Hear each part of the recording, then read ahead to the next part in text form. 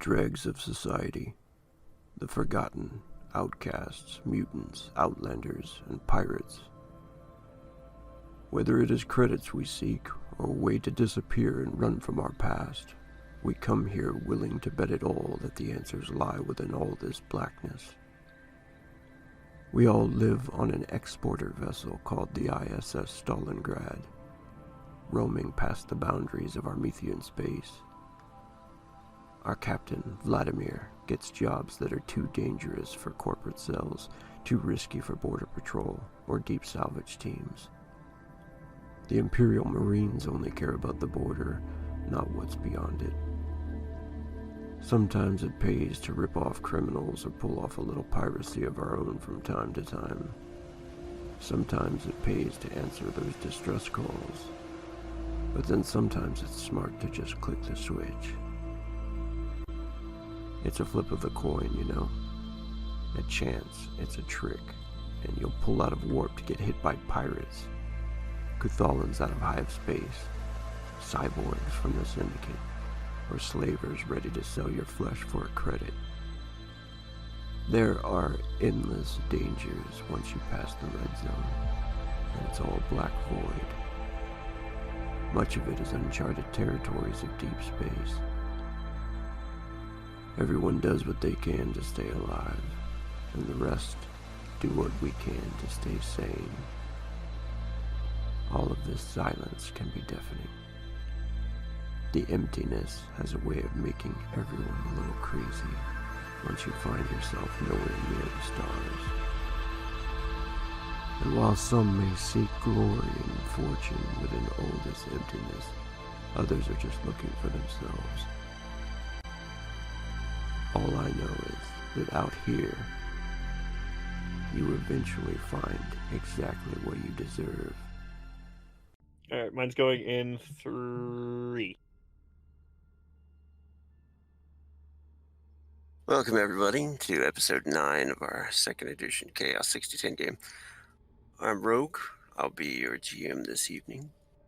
And tonight we are joined by Maddie, Aki, Effie, and Ghost.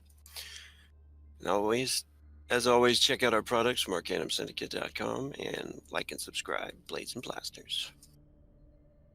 Let's do it.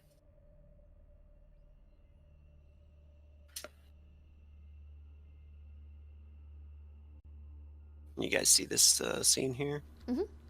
Mm-hmm.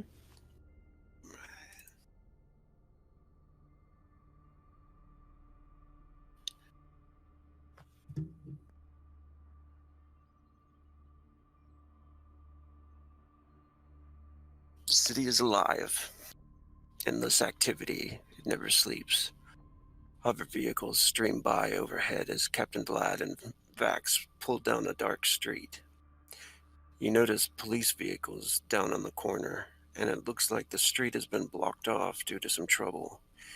EPD stands guard over the area where an apartment complex is still ablaze. Bodies in the streets, some kind of turf war.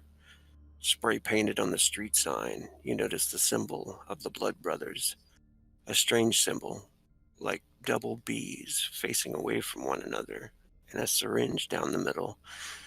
Captain swears he has seen the symbol before somewhere, but you can't really put your finger on it. Good thing it isn't the way you're going. They have flares marking a landing spot for the chop dock to roll in. The meat wagon has come to pick up some of the bodies, and you notice a reporter lining up for a shot. You hear dibs in the front of the hover van. What the fuck is this? Bobby, take us out of here, right? Just get us there with no trouble, okay? Take a back Sky Road, okay? Okay, yeah, Dipsy. Dibs goes back to reading the news on his iPad. While on the way to the warehouse to meet the rest of the crew, Captain Vlad and Vax are in the back of the hover van. This van, a Holron Gorgon, could easily fit up to 8 in a crew. You notice the ride was chopped up pretty well. Recently cleaned, freshly painted. The type of van you took on a rough run and then patched it up after the killing and shooting was all done. changed a VIN, flipped the tags, a new ride, owned by Mr. Smith, ready to go. It was one of those rides for sure. Captain Vlad sits in the back, alone with Vax. The bog crow Bobby drives, and Dib sits shotgun, being Bobby's co-pilot as always. Captain watches the hover cars stream by, the thousands of lights, neon signs, and holographic advertisements. An amazing view, a marvel of creation, even if it was filled with 1,000 lowlives. Captain turns to see Vax is out, asleep, worn out. She seemed tired lately, like she wasn't getting enough rest at all. Perhaps it had something to do with the damn stress of that red crystal. And Vax, you're dreaming at the moment. The crystal is in your hands, and you look to see your family running on the beach, and they seem happy. They're laughing, and they're coming towards you. They all surround you and begin splashing you with water.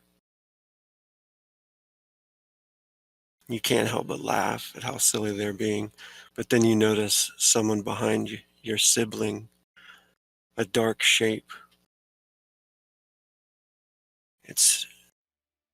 You lift the glowing red crystal up to illuminate the dark silhouette, and it's D8. His eyes, they're glowing red, just like the eyes of Yuri when he was in your room. D8, though, he isn't smiling. He has a gun. He raises it and shoots your sister. He aims at you then, and before he pulls the trigger, he mouths the words, "I warned you." The hover engine shudders a bit as it ascends and shakes, waking you. Vax, you notice you must have fallen asleep. And Captain, you notice she wakes up, just like humans normally do from a nightmare. So, what happens in this scene here? Yeah, seeing Vax startled away. Captain's just kind of going through some of his equipment, happens to see it. You okay, Naya? Look like quite the nightmare. Vax raises or resituates herself to sit more straight in her seat. She has her a hand to her her temple, trying to just kind of brush away the fact that she, was asleep and woke up with a start. No, I'm quite all right. It was just a night.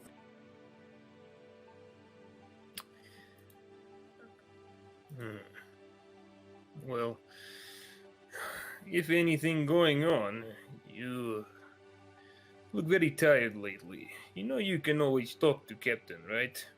Perhaps now not best time, but open door policy and all that. I appreciate that. I don't know if it is of any concern.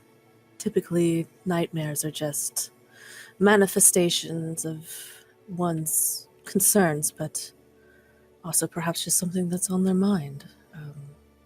I have not yet fully interpreted what I witnessed.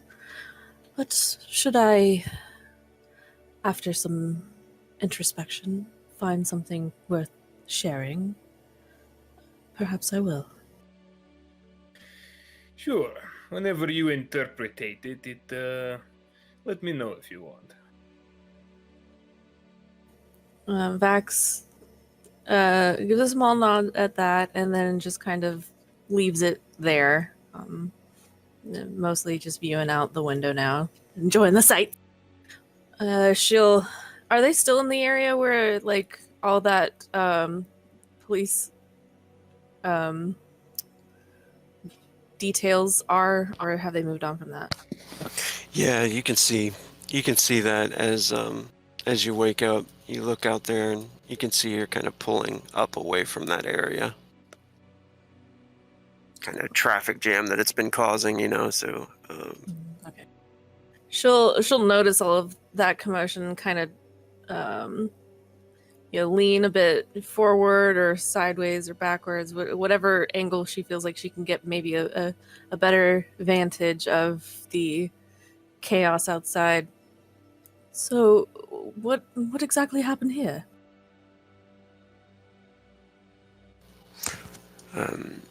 You see Dibs. He looks back from his pad and looks like some gang territory or something like that. It happens all the time, gangs fighting over different areas around here. Looks like the Blood Brothers. I've seen that symbol before. Do they often cause such a jam? Yeah, especially those guys. They're fucking whack jobs, Yeah, drinking blood and some kind of weird cult shit. Her eyes go wide at that. Oh, so it's literal blood is part of... Oh yeah, they're real whack jobs. And he goes back to his pad and flipping through stuff.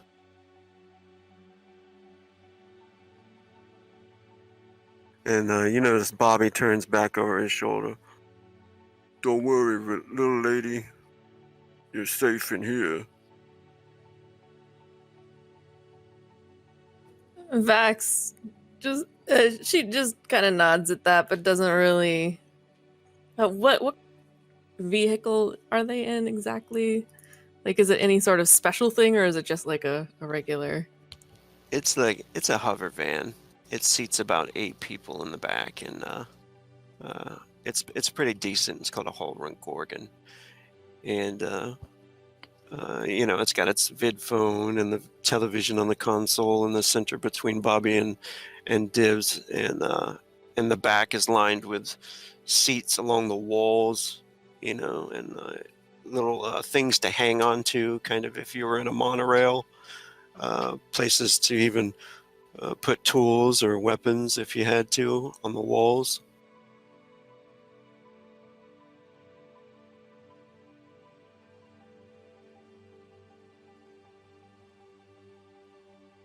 But yeah, you guys get out of that area, and if there's nothing else, it doesn't take very long for you guys to catch up. Waiting outside, if you guys can see this scene here. Mm-hmm. So it wasn't but an hour ago, maybe, that D8 had received a contract on his pad. Dossier was a B, and the pay was good. She was worth 1 million dead, 2 million credits alive. Big chunk of loot for some of these lowlives in Europa. Shit that was big money anywhere. And this could be a problem for B. She knows. She no longer felt safe at all. And you're starting to feel the pain, B, as you see the van. You guys are kind of waiting near your bike outside of the warehouse, waiting for Dibs and Vax and Cap to come pulling up. So you're alone right now with D8, but you won't be for very long. And you're feeling that pain in your sides from the mutation coming in. So you guys can go ahead and play this scene out here. Yeah. We had been nervous the whole rest of the drive over, and eventually kind of parking her bike and making sure to lock it up. She doesn't step anywhere too far away from it, but she stands near and she stands worrying about the contract on her head, just to feel that pain. And she grits through it for a few minutes before it starts to increase, and she grabs onto D8's forearm. Mm-hmm. I think it's happening again. What do you mean? What? The mutations. What you mean, like when you got the wings? Yes. Oh, Yeah. for fuck's sake! I can't Of all control the it. time. Yeah, D8 kind of takes hold of her a bit and kind of looks for a good out of the way spot, perhaps something indoors where they can get some cover. Presumably there's like some kind of like abandoned bit here or there, which he pretty much just busts down the door and pulls her on in with him. Yeah, you guys get inside. All right. Well, how long is this gonna take exactly? She kind of pulls down the hood of the cloak that she was wearing. Looks up to D8. I don't know. Suzesh helped me through it last time. Oh, well, that's great, seeing as she's not with us today. Well, I don't know. I don't exactly have meds on me, so...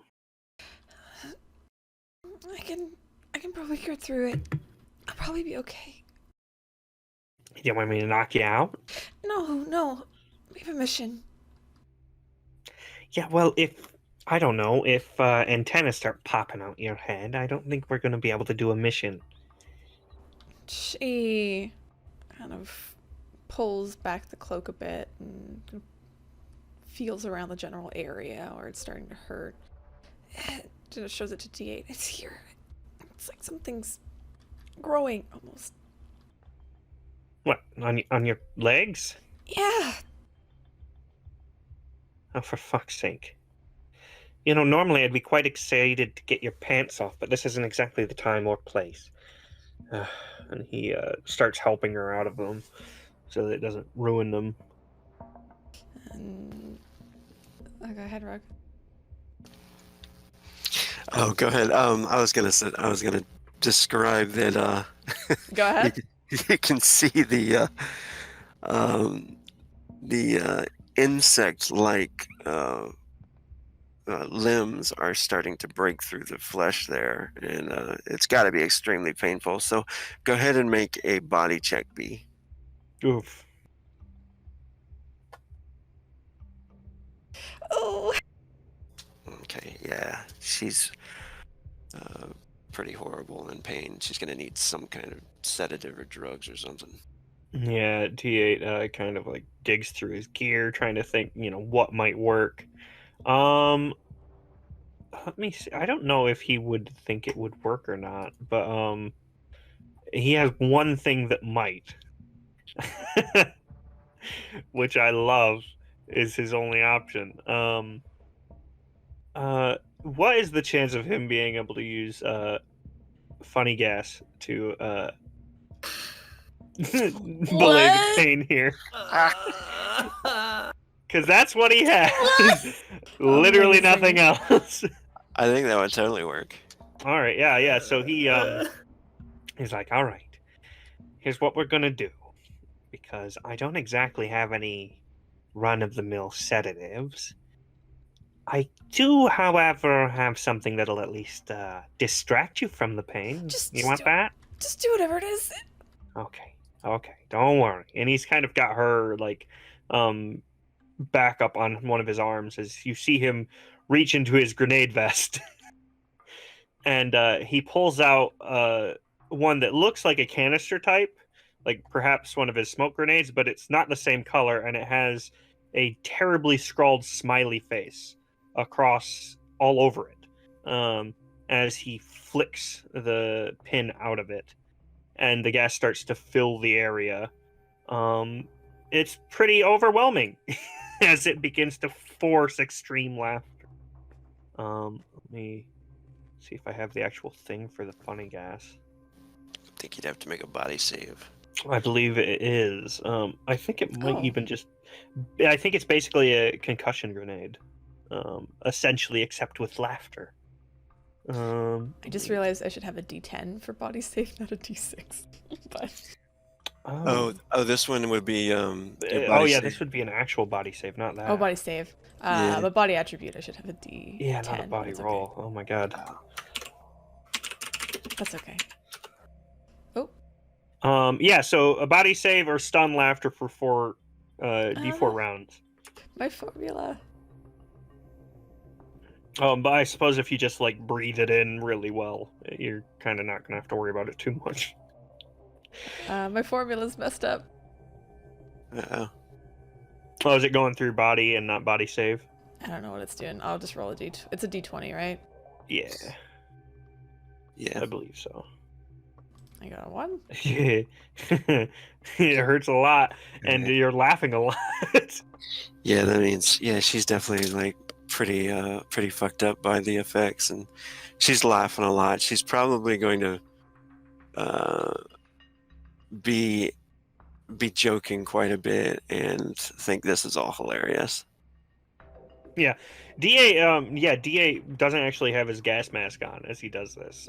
He takes it in as well, not really fighting it at all, as he's kind of holding her there as literal insect legs rip their way out from underneath her skin and tear the flesh away so that they can escape. As he laughs and makes jokes all through it, you know. And yeah, Bee's laughing kind of her head off. And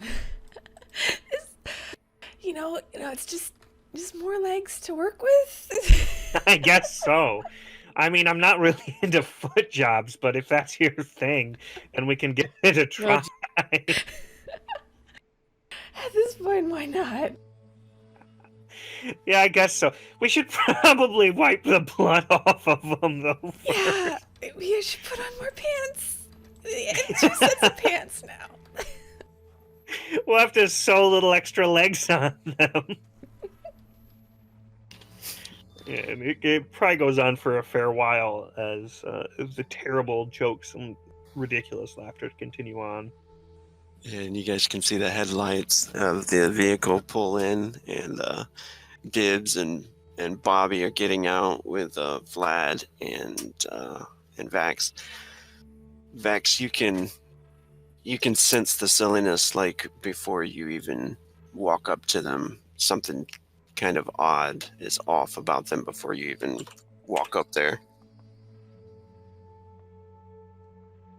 Okay, Vax, curious. She'll turn her head to the captain and lowly say,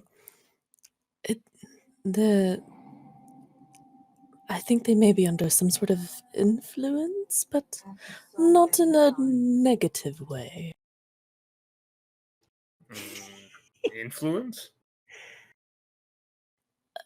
There's a strange sense of elation I'm picking up, but it's not organic. Are they literally going to do that before a mission? On the ship, I understand, but really? It does not indicate alcoholic inebriation, but perhaps some sort of chemical. That wasn't what I was referring to, but I'm glad to know it is perhaps chemical thing and not what I was thinking. She looks a little confused at trying to figure out his implication, and then just kind of dismisses it with a small shake of her head. Well, I believe that they're under some sort of. They feel elated, and I suppose that may be okay. Better than being deflated, I guess. And he brings out his compad and better to have them come to us, huh? And he goes to get out of the van. He'll call D8. Yeah, D8 picks sees the comm start opening up as he fucking laughs as Vlad's name comes up. Makes a terrible joke about Vlad's name probably and picks up. Vlad, how's it going? Oh, Fucking you shit. know, just waiting to do job. Oh yeah, we have a fucking job, don't. Oh, for fuck's sake! I don't know how long we're gonna be laughing like this. So, I mean, it could be a while. What did you do? So it turns out B has an extra set of legs. Huh? I'm sorry, what? Take a picture. Send it to him. You see, suddenly there's a shot of this gory mess as the insect legs are probably by now most the way out of her humanoid legs, ripping their way free. Yeah. Vlad just looks at it and he makes a terrible face. What the fuck is that? We didn't have any fucking meds, so I used the funny gas. It's fucking wonderful. Hold on a moment. Divs, Hey, hey, what? It looks like somebody's. Is that your boys? yes, but, not... I do not know how to describe this to you, but do you have medical supply inside van? Medical supplies. Yeah, we got some med packs and yeah, we got a defibrillator. Bobby, what else we got? Yeah, we got some weed and we got some mayo. Oh, bring the fucking weed! You hear across the comms. Yeah, bring B out to van, please, and we will fix. Oh, okay. Hey, B, do you think you can walk on them yet? On those? Just carry her. Oh, fine. And D picks her up and puts her up on his shoulders like a child as they walk out. This hurts a lot. Vlad hangs up the phone and just kind of pinches the bridge of his nose. You see, he's got the canister, which is it looks like he's managed to make it so it's like slowly leaking the gas out. It's kind of like tied to a string that he has around his neck, pretty much, basically like some kind of paracord or something similar. Yeah, As do he not bring walks that out. over here. Do not bring that over here. What this? This? You don't even sure you don't want some? I am quite sure. Since we are Fine. doing professional job for professionals. Oh yeah. I'm real fucking professional, aren't I? As he kind of pulls away at the string and kind of tosses it back, and you see it kind of crash through a small window somewhere. I am never going to financially recover from this. All right, bring into van, please. Yeah, D8 walks over and kind of hops her up off his head, his shoulders and everything, and sets her down into the van. Oh, damn, that looks like it hurts. Oh, I fucking bet it does. That's why we use the gas. Do you got some nitrous oxide on you? No. What? The fuck is oxide? I used like to use oxygen. Isn't that like air or something? He looks over at the cap and he smiles. I used to use that back in my 20s. They are both very young. I guess you gotta do what you gotta do, you know? Yeah, we got some painkillers and stuff. We'll give you an injection if you need. Yeah, just injected my ass. No, that's only for me, B. Wait, no. Yeah, Div's like goes to hand it to D8, and then he's like, maybe I should do this, or Oh, no, I'd love to. If We you do haven't in a not bit. mind, let's let you do it this time. all right, hold still. Okay. Yeah, and he gives you the injection. Make one more body check. Okay, I'll roll a d10. I put it in there for you, so the attribute should be fixed. Thank you. Probably won't make it. Mm-mm. Okay, so you fall asleep for a little bit, and D8's probably gonna have to carry you inside or something. Yeah, it's probably. I mean, it's only like 4 rounds normally, so as the gas isn't streaming out of the canister, he's kind of starting to come down from it. Yeah. Oh, fuck. Oh my god, that was great. Oh, you think she's gonna be okay? Seems pretty fucking bad. I do not know. Probably. She's doesn't look like she's bleeding to death. Just a lot. Oh yeah, Oh. whole lot. Yeah, she looks like she'll be all right. He's checking her pulse and stuff. He's like, it just knocked her out. She'll be up and probably right as rain. Oh, okay, all right. And you see him kind of take a big deep breath a couple of times to kind of get a bit of fresh oxygen in. And all right. I think that's the last of it. Oh, good. All right. Well, I guess I'm gonna carry her. I should probably go get her pants as well. Probably good idea. Yeah. All right. And you see him kind of run off real quick and return with her pants. Only a little bit of blood splatter over them. And the whole time when he's gone, he just kind of looks at Dips. I am so sorry. Usually, they are not like this. He's like, it's not a problem, man. It's like we all got our own problems, and you can see while he's talking to you, you notice a hover vehicle coming down. It looks like a bike, and then a couple more vehicles coming down with that one. One rides up on the ground, and it seems to be the other crew, are just arriving. Yeah. And seeing them come forward, Vlad will. Good. Second party's here.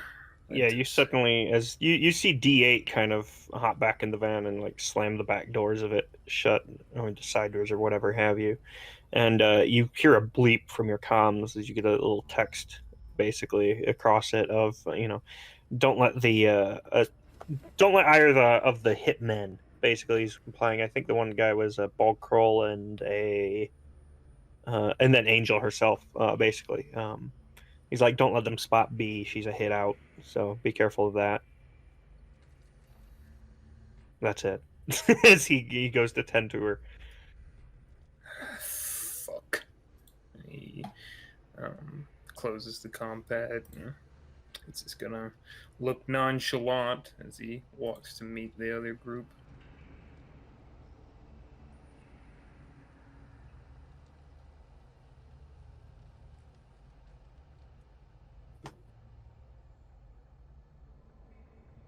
Move you guys over to here. Cool. The warehouse. You notice the others are walking in. Angel, the female, she has pretty much armored clothes on and a form-fitting body armor and stuff like that. Submachine gun strapped on her. Most of her stuff is pretty concealable, and looks more like a biker chick than anything, with some heavy cyberware. Definitely looks like a Revenant type with how much cyberware she has. how much reconstructive surgery she's gotten. Possibly used to be very pretty, but she smiles and nods to you. Captain Vlad, right? Oh, I did not know I had a reputation. Yes, and you are from Dossier Angel? Angel, yes. Nice to meet you. Likewise. Well, thanks for the opportunity. Oh, of course. Always looking for good help in circumstances such as this. In this, before everybody that's been hired, can Vax get a reading off of everybody, like either in a general sense or individual? Like specifically, if they feel any sort of like jitters or hesitancy, or kind of shift. Yeah, so far, everybody seems, cautious. But go ahead and do a willpower check. See if you notice anything out of the ordinary, like that. All right, and yeah, you get a very good reading. Angel seems calm, at ease. Flatline walks up, and he just grunts as he walks by Vlad and nods.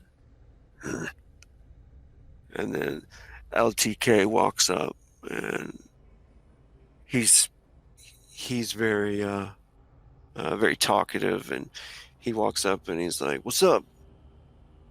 How y'all doing?" Hello. Welcome. I hear you come highly recommended. He's like, "Yes, that would be me." And he's like, "Let's get up in here, get this show on the road." And he walks past you guys. And then you notice Mr. Biggs is walking with his cane. Little dwarf, dark-skinned dwarf, walking up, nicely dressed. And he pushes little spectacles up on his nose there. And he smiles at Vax. He smiles at you as he walks up, and he's like, "Hello, Mr. Biggs, at your service." And he does a little hand wave, and you can see this little butterfly come out and sparklers of an enthrall spell, the spell that you just learned, actually. And little trick of magic as the butterfly flies around and lands on you, and he smiles and laughs. "Nice to meet you." Vax inclines her head, and there's a smile behind her veil as she greets Mr. Biggs. A pleasure as well. That is quite a lovely spell you have performed. His spectacles he pushes back up, and he says, "Well, thank you very much." And you notice there's like a shimmer on his shades, like almost like an astral vision type thing. And he you can tell he's kind of reading your aura at that moment. And he says, "You must enjoy the illusions as well, huh? What kind of magic do you prefer?" Oh, not so much illusions, I suppose. I am a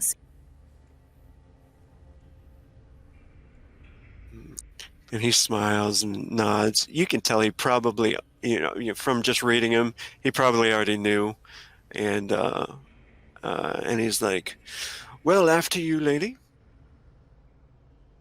And he waves for you to walk into the warehouse. Okay, she goes into the warehouse. Bobby is the last one in. And he looks over to where D8 is. Are you going to be coming in with her at this time, or? D8's got her in the van Okay. as he kind of sees the others hop out. He gets out an angle basically so that they wouldn't see in, and kind of comes around the other side. Okay. And he kind of looks them over and kind of looks back to Angel, a bit of an eye lingering there before he mainly kind of focuses over Flatline, then takes a look at the others. So these are the ones we've got, huh?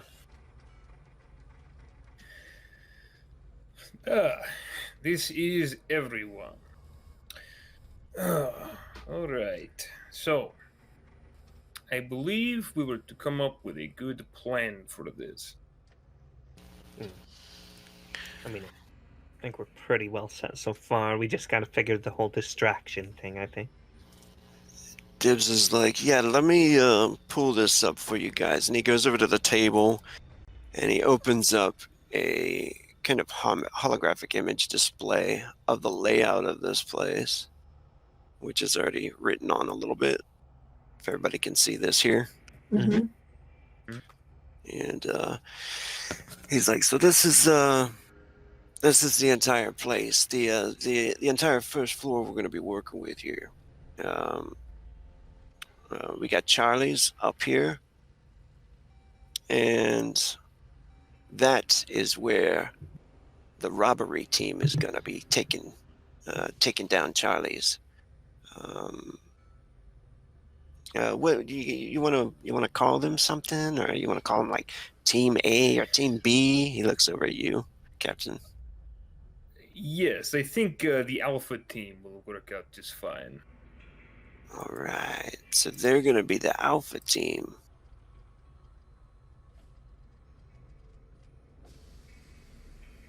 He's like, they're going to be hitting right here.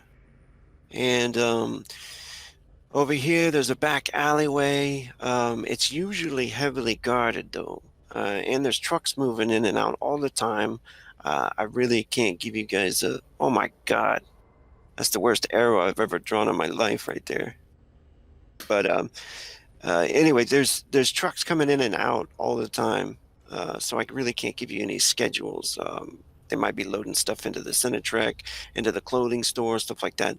But anyway, this is where you want to plant the briefcase, and this is where King T's office is right here. And that's where you want to upload the file into his computer. Where you guys want to enter in at, I've kind of got the idea that Bada Bling, the bar right here, might be the best bet. Unless you guys want to come in from somewhere else, it's up to you.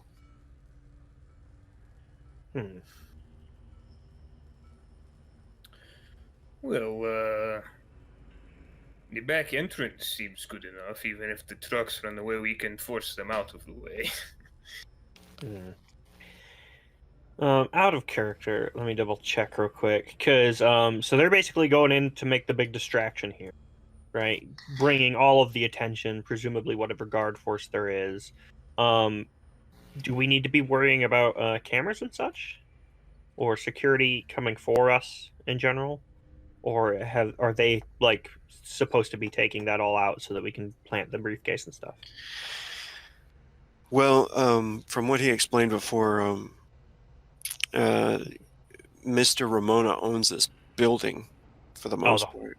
Oh, so he's pretty much got all that kind of stuff covered. So it's not too bad depending on where we come in.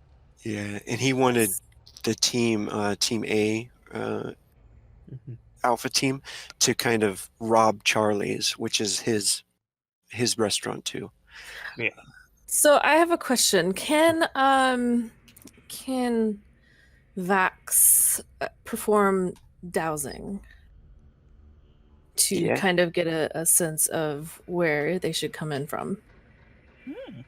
Good idea. Yeah, what's dowsing tell you exactly? So she's going to need to have a pendulum, but I figured she could use, since her veil is made out of chains, she can make one out of the chains that she has, as well as the red crystal, and Oh, for sure. and make a makeshift pendulum for this purpose. Oh yeah, for sure. I mean, you definitely have the stuff required to do your stuff. Your abilities and your rituals and stuff. So there's no problem with that. Yeah, I've never shopped for any of the stuff that she needed, so I didn't know if... Yeah, you probably would have picked that stuff up as. Okay, so do you think that she would have a regular crystal? Because if she had a regular crystal, she might not pull out the red crystal just to make sure that people aren't... Yeah, you'd probably have something else. Unless you want to use that. Oh, use the red crystal. It's a great idea. Oh, I'm sure, just before a mission, that'll be good. She'll use a regular, like a rose quartz crystal, something just kind of nice. Just off red. Yeah. It's the decoy crystal. Let me see. I need to.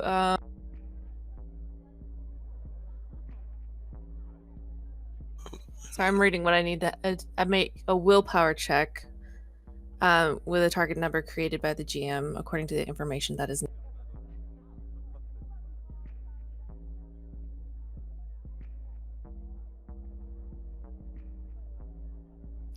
Okay. You can find locations and stuff like that with this.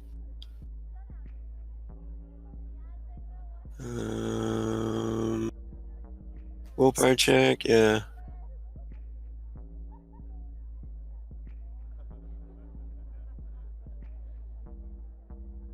Okay, yeah. Okay, so I first make a willpower check, and then do I need to do any... You could do a couple of different rituals too, actually, while they're studying this. Yeah, you could be doing that to locate where King T is, if he's there, and you could even get a little insight on what the future holds for this. Maybe get a few glimpses too. So yeah, go ahead and do your willpower check.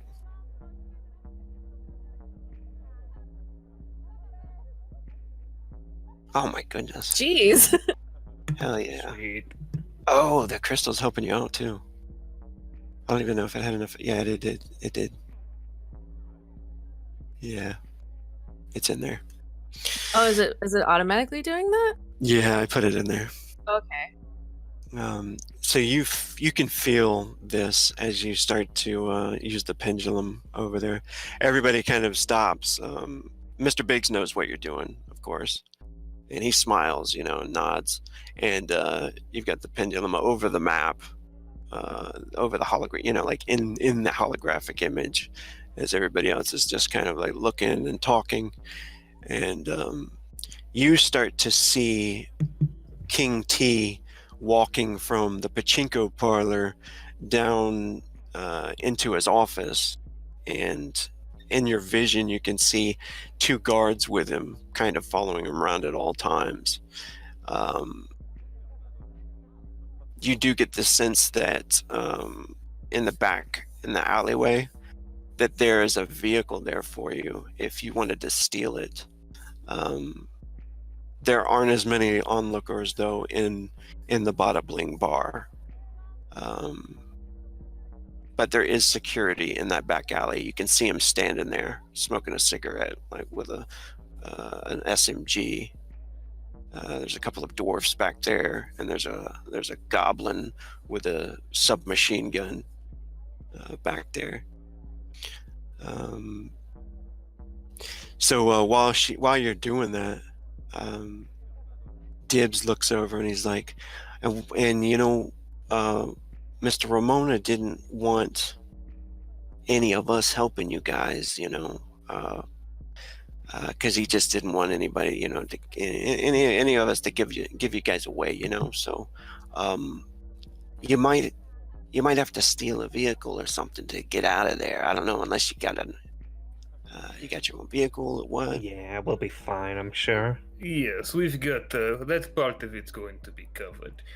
I think, this is my opinion. We attempt to go in through back entrance. Get in, handle briefcase business, file business. We wear mask all time, unless, well, D8, I know you don't care. But rest of us wear mask. Get it done, and then we get out. Charlie's attack the Alpha team. They exfiltrate whenever robbery done. We find a car, we get off the street. Simple. Where is King T's office? Oh, okay. Yeah, So, Mhm. the destination. yeah. You notice Angel. She says, okay, you're in there, D8. Yeah. He's presumably still in the van. Oh, okay. Yeah, because they're all in the warehouse right now. Yeah. So Yeah, you're he would just have kind made of. sure B was locked up in the van pretty tight, all set. So, are you just listening to them through a communication device and talking, or are you're walking in there to the warehouse? Oh, I thought he had gone in with him. He'd left B in the van originally. Okay. Yeah, I'm just making sure because Angel's in there, and Yeah. she sees you, and she smiles at you, but then she looks over to the captain and she's like, "Wait, don't you want us to start the robbery as the distraction, right?" Yes, we would go in after the robbery has started. We would go into back entrance. She nods. I would like to make a suggestion. As Vax is speaking, she collects her her makeshift pendulum and points over to the bada bling. There are not a lot of people over here, whereas if we take the back entrance, we will run into a bit more resistance. King T is headed for his office at this time with 2 security details. They're carrying, obviously, weaponry, and I'm not entirely sure that going in from the back entrance would be the best, and I'm not entirely sure that the distraction from the robbery will remove the detail from King T and the office in which we need to go into. Well, presumably we want to make it look as much as possible like we were hitting pretty much the building rather than just King T, right? It's the whole point. So if we just single out 2 competitors, I don't know if that's going to be the best signal for it. And he kind of points out in the hologram the kind of back entrance here. I think if we go this way, right, back entrance, sure, it might be a bit hot, but I doubt it's anything more than I can take. We go through the cybernetics lab, hit that a bit on the way through. Go for King's T's place. Maybe, I don't know, lob a nade in one of the other rooms or something. Make it look like they got hit too. And he kind of looks to Dibs. If your boss is all right with that. Yo, I can make a lot of noise. LTK like perks up. He's like, I'm guessing I'm gonna be the one shouting all the verbal obscenities, if you know what I'm saying, and making all kinds of noise in Charlie's. Oh yeah, that's great. That's great. But as I said, the whole point is we want them to think we were there for more than just the 2 competitors. So if we maybe rough up a couple of the other shops, they'll think that we were just grabbing what we could. Flatline down. Sorry, what? It cut out. Oh, Flatline looks at you, and then he looks at the map, just all calm, and he's wearing kind of like a bandana over his face at all times, and he says, Ramona, he said he pays more for the deaths of the goblinoids. D8 smiles. Oh, you get it too. Oh, good. And Mr. Biggs like looks over at him too, and LTK, and LTK's like, "Oh, yo, I didn't hear about that. Where'd you hear about that, homie?" And Flatline just like looks over at him sideways. Regardless, we don't want to take too much time to get there. Presumably, even if the robbery goes smooth, there will be police response. Longer we are inside building, more issue we have with government. So Exactly. I would like to cast Augury.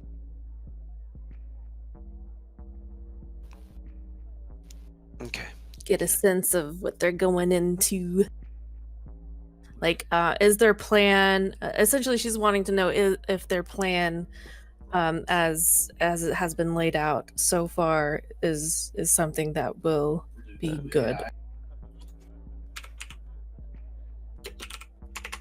Okay, go ahead and do a new willpower check.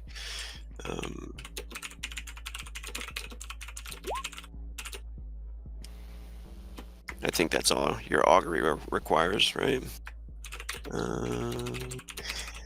I'm gonna whisper you something Okay. while they talk. So my thinking is, yes, I understand. Perhaps looks a bit more targeted if we go straight in, but still, two competitors being hit. The point is not for Mr. T to,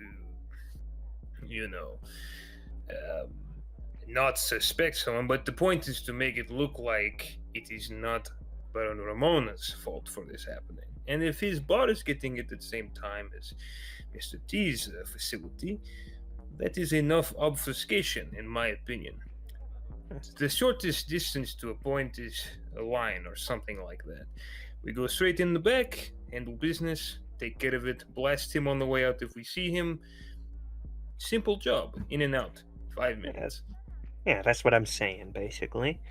We do want to get there quick, but like I was saying, and he kind of goes up to mark the map if you're fine with me drawing a little thing too. So he kind of points up on there. So basically, if you look like this, right, we go in here, take out any hostiles in the corridor, pop into the cybernetics lab, blast anyone that causes a problem in there, maybe rough it up a little bit as we run through. I mean, like, just knock shit over, right? Maybe grab something expensive so they, it's on the way. And then we head on over to T's. If we didn't need to upload the file, I'd just toss a nade in and kill him. But, well, you get the idea. I'll blast whoever is in there, and then we just continue on, plant the briefcase, and then, we could just blast our way out if we want.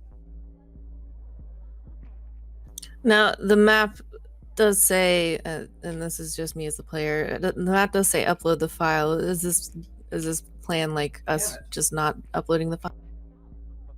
No, he's saying he would rather just throw a nade in there, but we can't because we have to upload the file. Presumably. Oh, okay. Yeah. So, and then we go in here.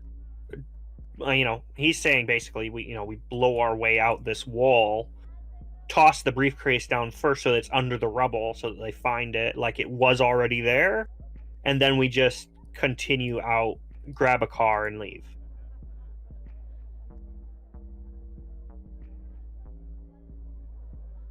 Basically, one fell swoop.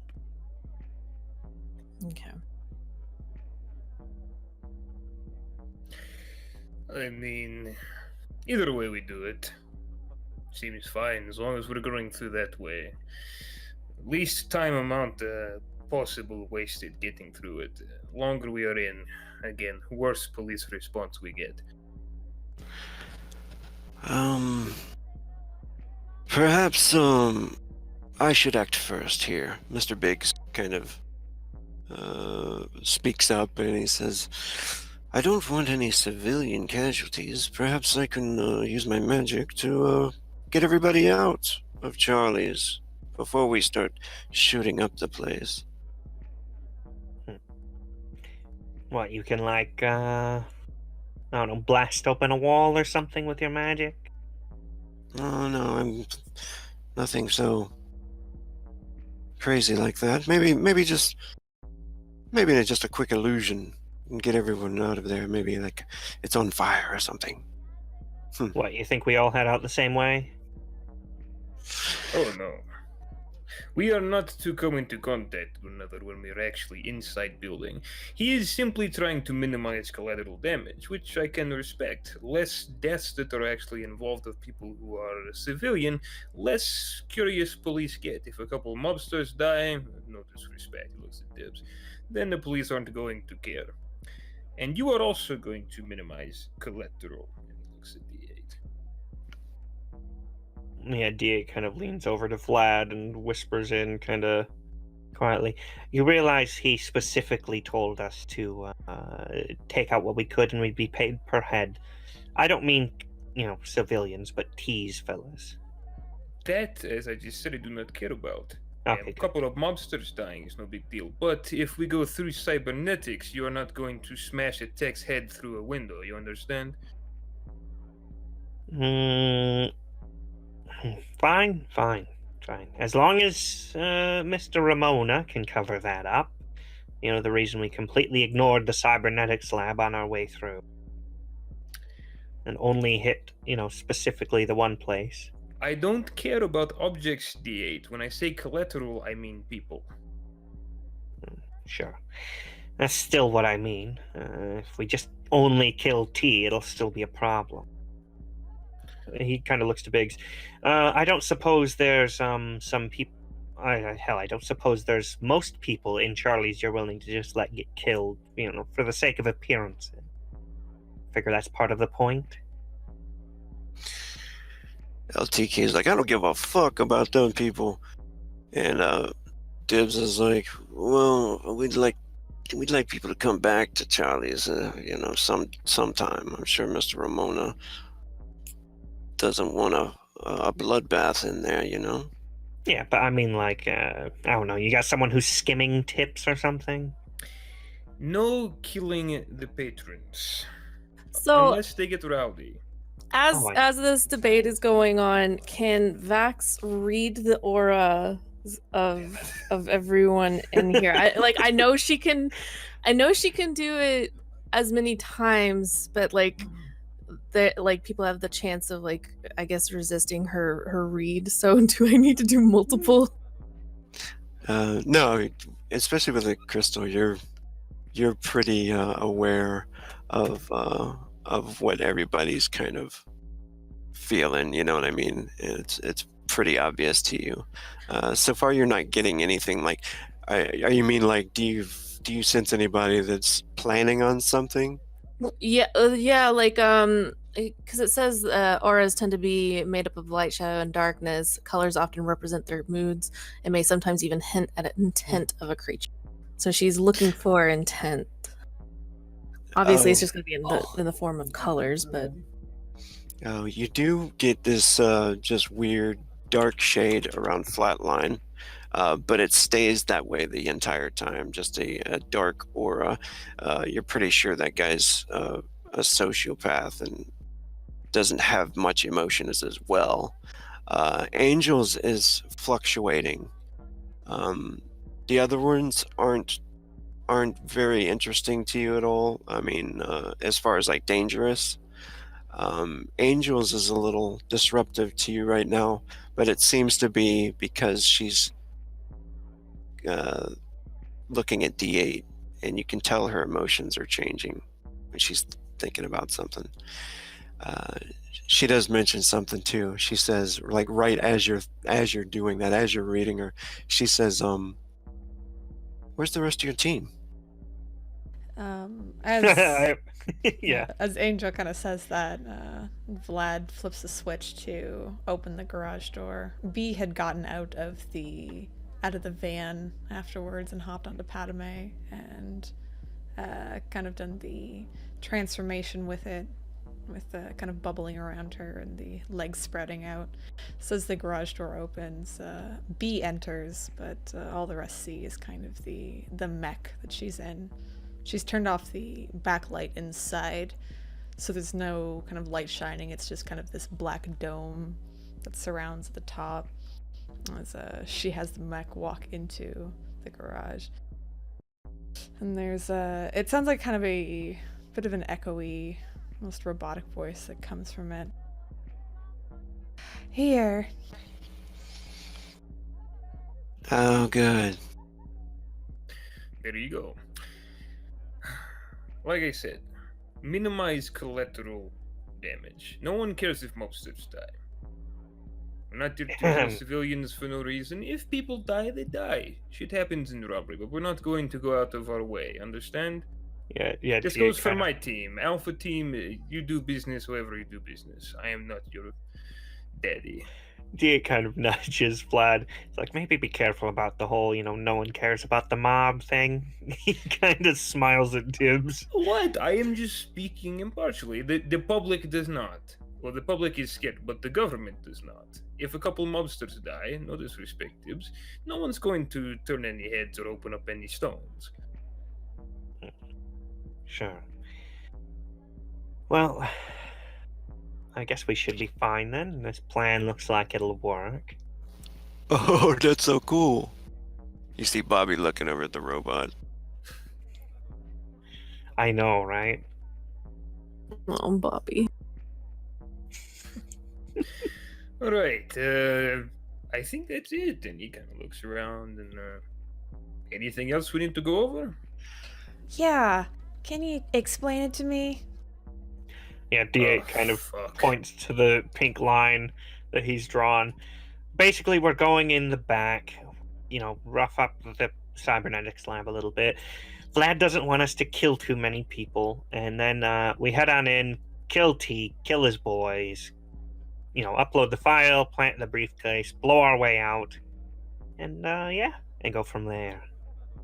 Do you still know how to operate a computer? You know how to upload the file? What? Angel says that as she looks over towards you. How would I not know how to operate a computer? No, you just forgot about a lot of things. Yeah. I'm a revenant, that's how it works. Okay, that is weird. Anywho, right. We will take care of upload,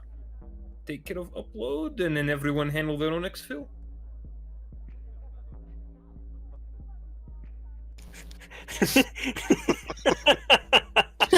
Yeah, it just sounds like very love it. Hollywood. I love just the idea that she knew. She looked at the mute and didn't click it off. Yeah, and it's jacked into her, so she could easily click mute.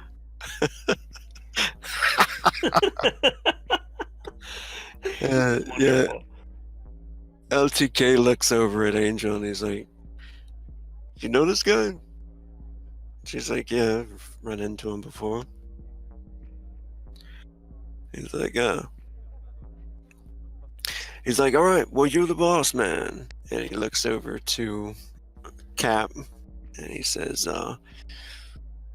maybe we should link up comms and we'll give you a call when we're gonna roll into Charlie's." Here is my com, and all of you can keep that in case I sometimes hire out things for a job on station, but we can use that to link up comms for this one. He's like, "All right. Well, good luck to y'all. I'll see y'all on the other side." Yeah. Vax is gonna walk over to Vlad, and she'll lower her voice. "Captain, I have a sense that something may go awry in this mission." Usually they do, but what is on your mind? I am getting a sense that someone may stray from this plan. I don't know who. I've been trying to get a read, but I cannot. I don't know if you would pick up on this or not specifically, because D8's always full of hostility, but I don't know. Should you roll for it? Or I think she probably Ask knows Rogue. D8 enough. She already Yeah. did. Rogue, should she roll for it to see if she notices some things with D8? Yeah, sure. Willpower and you're talking about emotion. Yeah, basically. I mean, they're pretty close. I imagine she can probably read him pretty well by now, though. I don't know if she needs to or not. It's up to you. Oh yeah, she's Like if you're trying to hide it, maybe. But...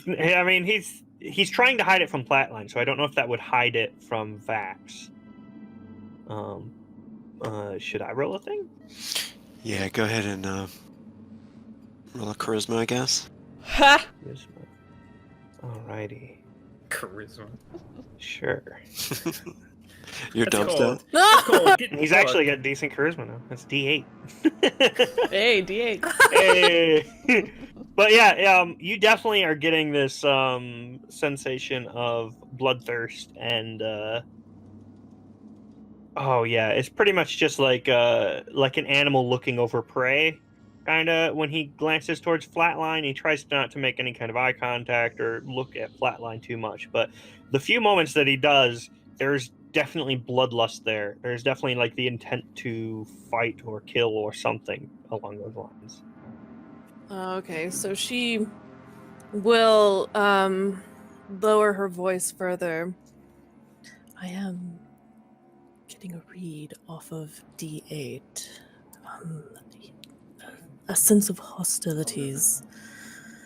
Very, very extreme hostility in his mind when he looks at that one, and she'll point to Flatline.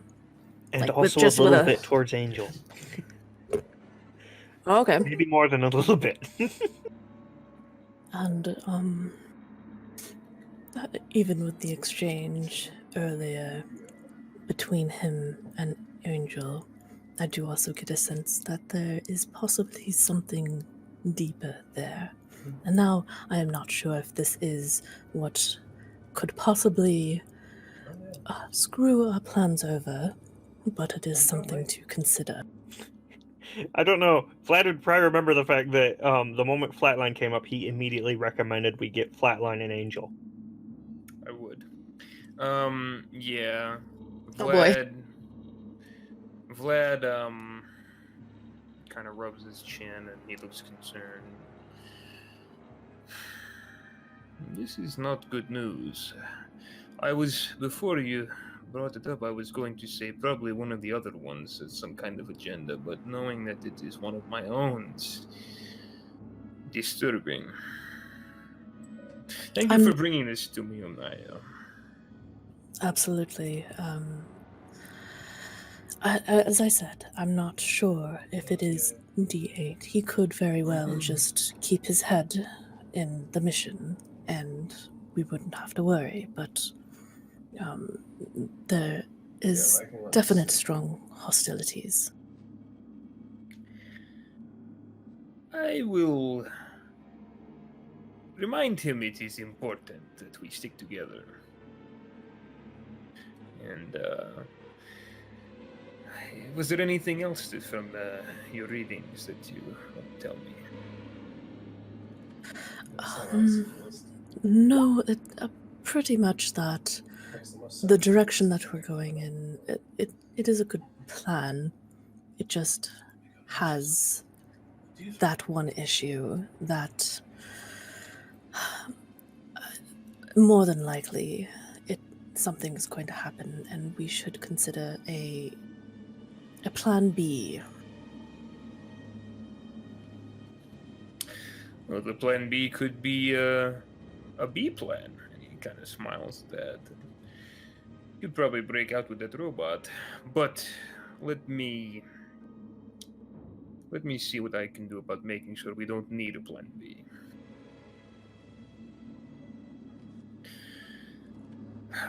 Thank you, Amnaya. I appreciate this again. He pat her on the shoulder. He will head over to D8 while everyone's getting ready to make the assault. Yeah, DA is there, kind of looking over the hologram again, taking and trying to. It looks like he's basically scanned the thing over to his pad, but it looks like he's actually memorizing it as well, as best he can. The actual individual layout, as if he's trying to like solidify it in his head of where to turn when. He is about as serene and methodical as you've ever seen him in this moment, as he's preparing for this. Really taking this one all in, aren't you? Oh, it's basically a hit, of course. This is the best job we've had for a while. I know, right? And Vlad will put a hand on D8's shoulder and turn him a bit, and put his other hand on the other shoulder. Look at us, huh? Look how far we come. Yeah, he looks almost confused. Yeah, come a real long way. Way out to the middle of nowhere, to Europa. What are you getting at? I always like you, D8. You are reliable. Predictable. Not in a way that I mean you are easy to read and expect things from. You are predictably unpredictable. I know you will do crazy shit, but most of the time it is good crazy shit. Of course. But, and he looks a bit serious. Not this time, please. Duh. Simple. D8 kind of looks him over. What are you getting at? I mean, yeah, I was gonna grab maybe an arm or a leg or two. But I think it's on the way. Can't hurt, right?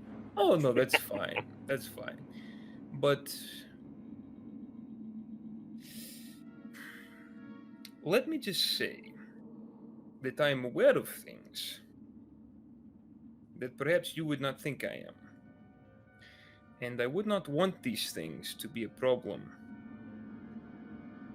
D8 kind of looks him over. Is this something we should talk about outside, or because the way you're saying it makes me think we should talk about it somewhere else? Yet, we are getting ready. I think you should think on what I said. And then if you wish to talk about it after this is done, then we can. All right. I'm gonna, just for my own sake, real quick, do a one of these. Yeah. All right.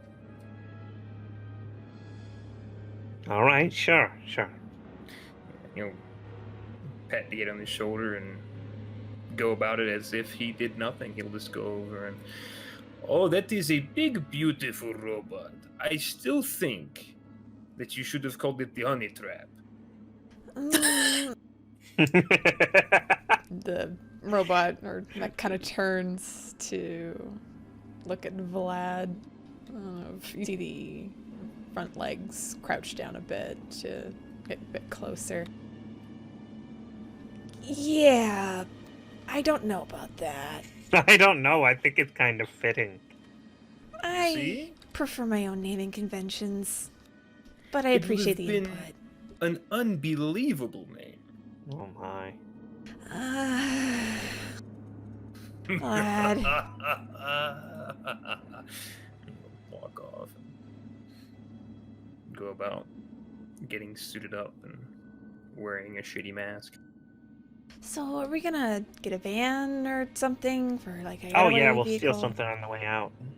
Okay, well, okay, idea. We get something big enough that I can fit Padme into. And, I'm faster than all of you, for sure. So, Once we get in, I will get out very quickly and hop into the driver's side, and all of you hop in, and then I can get us out of there real quick. All right. I mean, I thought you and I could just hop out on Padme, and after we grab another vehicle for the others. Thought that might be quicker. Probably easier than finding a truck that'll fit the thing anyway. True, but I'm kind of the best driver here, so... Also true. Fine.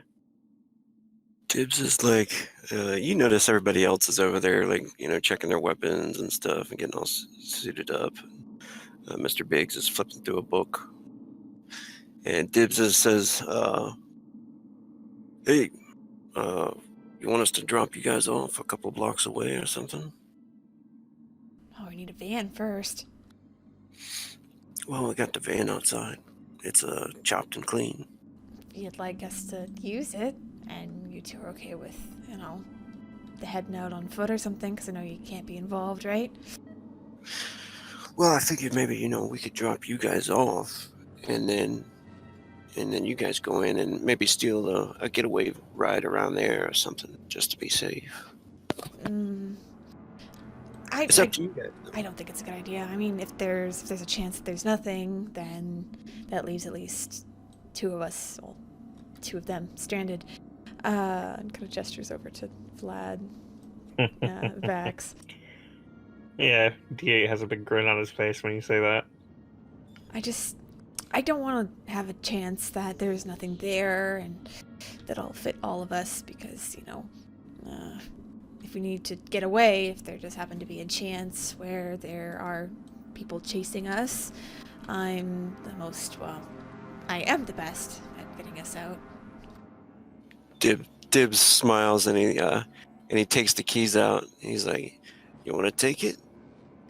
She kind of lifts up one of the robotic legs. I can't really take it. Don't have the hands at the moment. I will take keys from her. Yeah. If you guys are fine with risking it in a chase and it can't be tracked back to you. He's like, "Oh yeah, we chopped it last night. It's all good to go." Let's take off plates. Easy. Oh, no plates anyway. He's like, "Yeah, we're all good to go."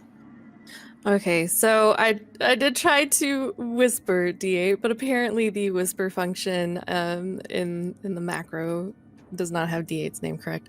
So in this time, Vax will send a telepathic message to D8 and basically say, "I know what you feel about Flatline and Angel." Yeah, there's a bit of a kind of curiosity there. And he kind of thinks aloud in his head. Can you hear me? Yes. Oh, okay. I guess that's good. What do you mean? I sense that you are quite out for blood. Oh, is this what Cap meant? Oh, I wondered what the fuck he was talking about. God, he's so fucking awkward. All right, yeah.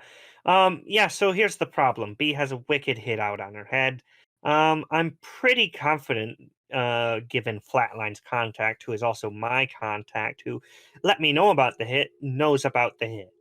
So we probably need to get rid of him. He's also my biggest competitor at the moment. Do you feel like this will be an immediate threat or something that we can handle after the mission? Because... Well, it's definitely worthy of me keeping an eye on B while we're in there. Because if he slips off from his squad and comes our way, we never know when a shot could come. That's why once we have everything cleared, you guys are on your way out, I'm going to slip back in, pop him, and then we can go. Just...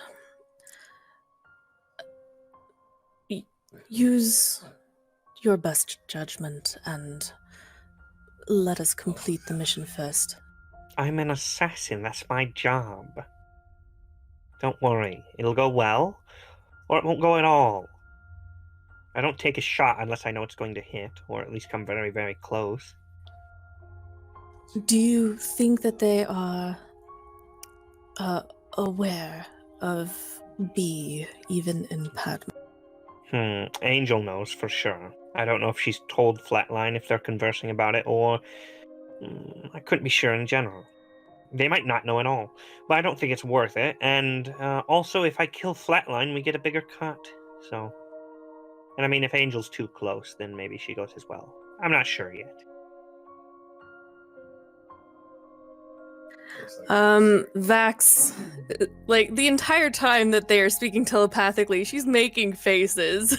But This is basically a smile the whole time. But suddenly she's not sending any sort of telepathic message, and she's just going to leave it at that. But she's she's gonna look over at Angel and Flatline. Are they conversing? She's actually over there checking all of their weapons, and she's helping them. She goes over. She seems to be talking to Flatline right when you're looking over there, and he's showing her like part of his weapon. Must be showing her some ammunition. And then she walks over and starts talking to LTK as well. And you notice that she keeps looking over at D8 every once in a while, but is trying not to show it, you know. She's gonna walk over to the group and particularly look at Angel and incline her head. I hope I'm not bothering your pre-mission ritual. No, not at all. You need some help?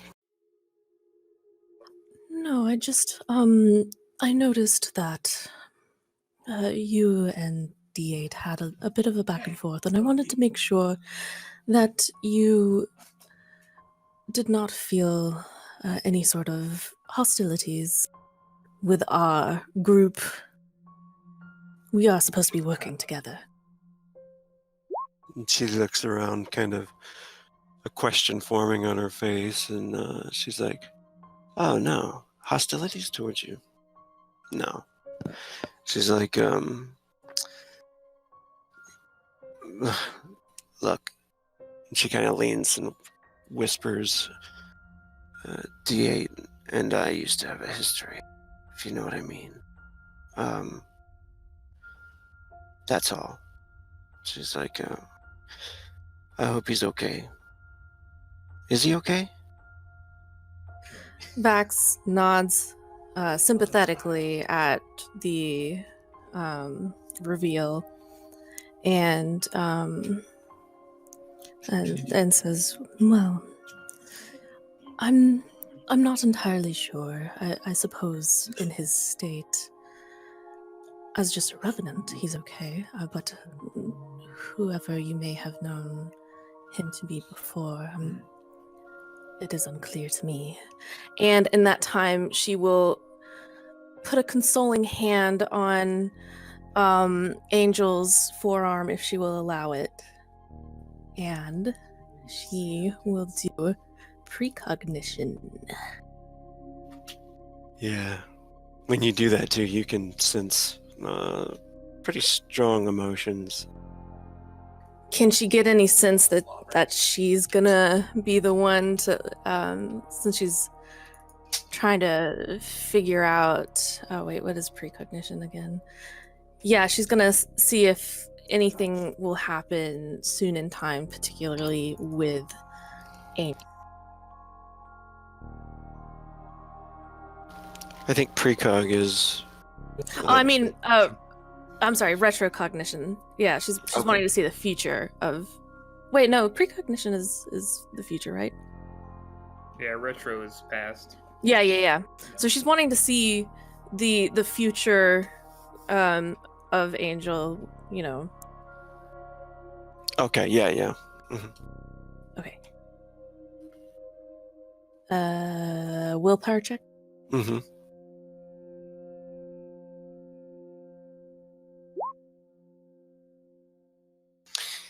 All right, when you do that, you can see her all bloody for a minute. Like, yeah, her hair is matted in blood and she's very weak. And she's trying to hand D8 some kind of photograph, it looks like, of a female, like a young girl. And then the vision goes away. Vax will give Angel a light squeeze, and then she'll release that consoling sort of gesture. Sometimes the past can be difficult, but hopefully D8 will come to learn of it, and hopefully anything between you can be resolved. And she nods and kind of a serious look on her face. She's like, "What? Thanks." She's like, "Well, he seems to be doing all right. You know, he's got a new girlfriend." Sense her jealousy as she's like looking towards the Padme.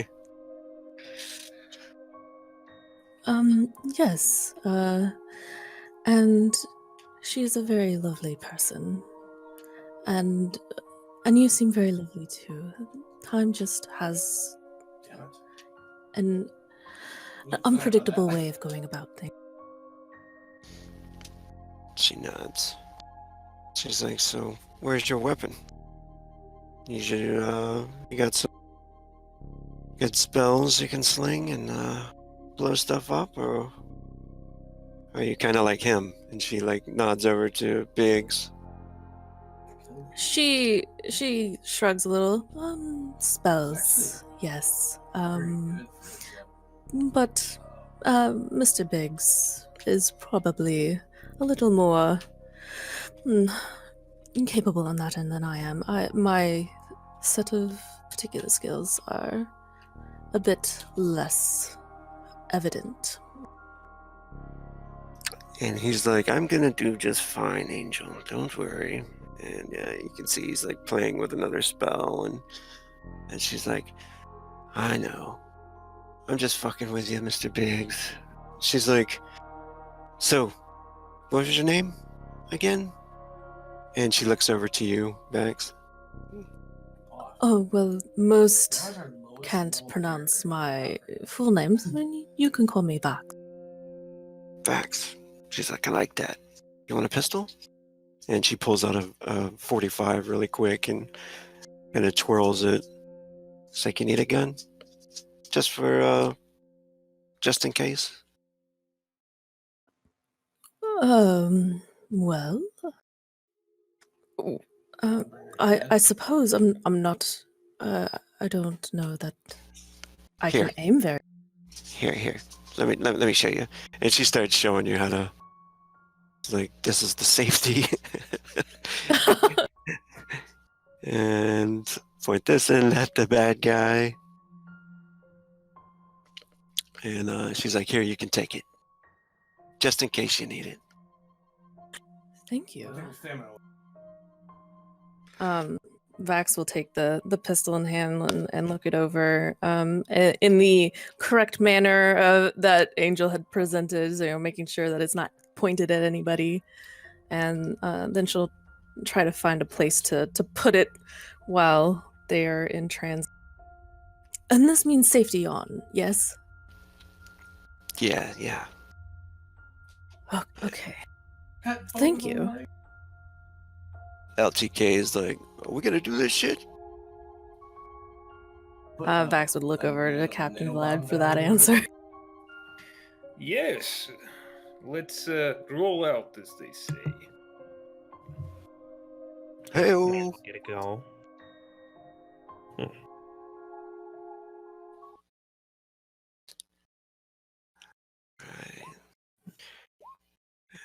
You guys saying anything else before you? I think D8's ready to go. Mm-hmm. Vax is ready to go. Yes. Yes, let us do this. Alright, let me get you guys already here. Oh no. And although once they're pretty much just about to go in, right, when they're like on their way there, he's going to send a little message to Angel. And it's basically going to be comprised of, I think I might be able to trust you for now. So if perhaps something bad happens to Flatline on the way, it would be helpful. And perhaps someone else on your side of the squad would get his cut, if that helps more. Okay. She texts you back pretty quickly. What you got against Flatline?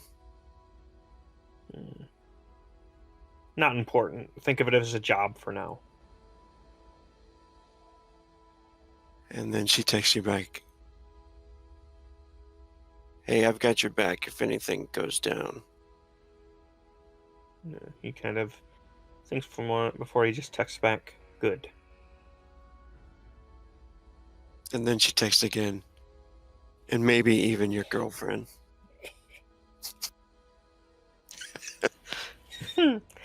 He just leaves it at that before he kind of gets all set, watches out the window pretty much as they approach. Is everyone traveling together to this? Or are they traveling separately?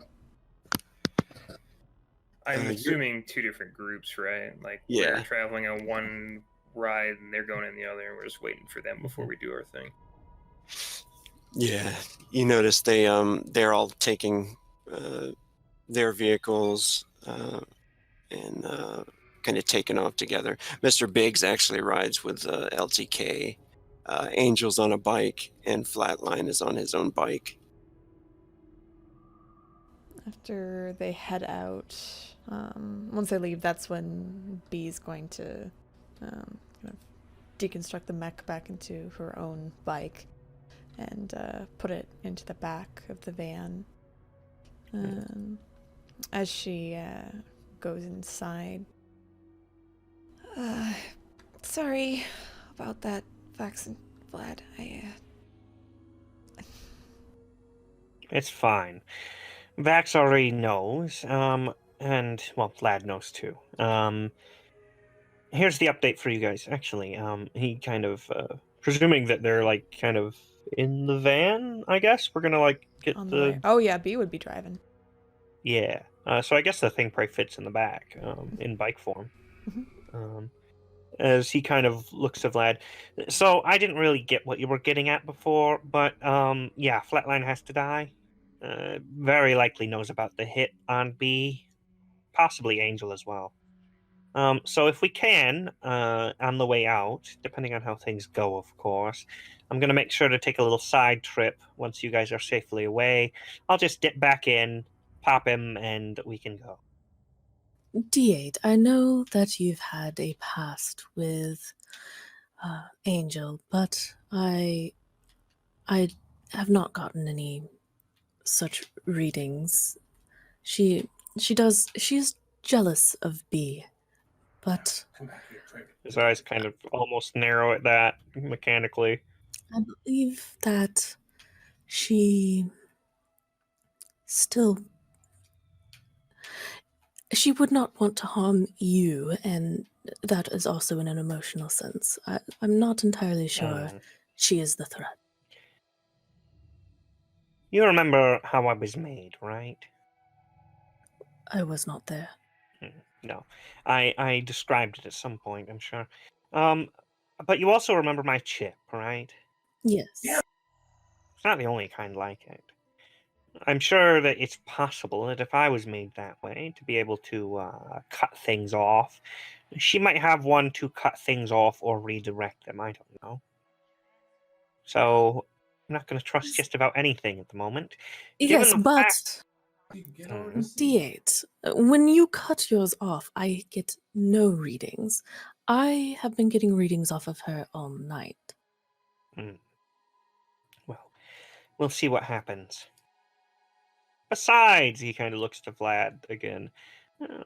If a couple of the other team go missing, we have to pay less. And they were pricey. I'm thinking that they've already received a fair payment up front, or it's being deducted from us anyway. Well, maybe. We'll see. But still, And there's a chance. The whole business with Flatline, for once, I agree with you. He has to be dealt with, but you do it in a way that does not interfere with mission, like you said. Yes, of course. I'd never compromise a job to do another. It's just inefficient. Besides, if I can't get a good enough shot, there's no point to it. I can always just kill him later. I do But believe he's we also- should be mindful of him straying during our mission. While you may have the mind to go after to pursue him, it is possible that he may be the one to deviate from our plan. Yeah. We're going to keep a close eye on both him, Angel, and B. And their vicinity, so don't worry too much about that. Besides, if he does come our way, it's all the easier to kill him. Let's not talk about Kukla like she is not present. It is not as if B is completely helpless. It doesn't matter if she's helpless or not. There's a threat. Threats aren't to be taken lightly. Naturally, but again, do not talk about her as if she is not present here. I mean, she's all for killing Angel, aren't you? She rubs the back of her head. She's driving on the way there. Well, she looks to Vlad. You see this very guilty look that's on her face, and she turns back to driving.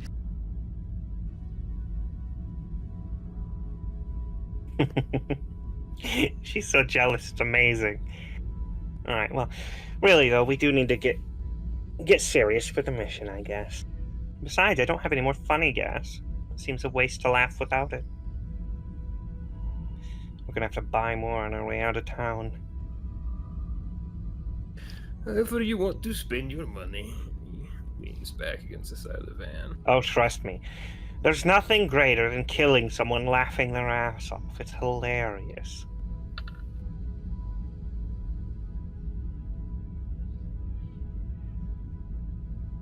And you guys are flying through the city. B, you're kind of just getting these controls down. It's been a while since you've flown in a hover van or driven one around in the city. Actually, I think. So there are a lot of laws. You know, they have the skyways, and many of them have stoplights and stuff like that. Are you going to drive the speed limit? Oh, yeah. Okay. So you On the way to mission, get pulled over.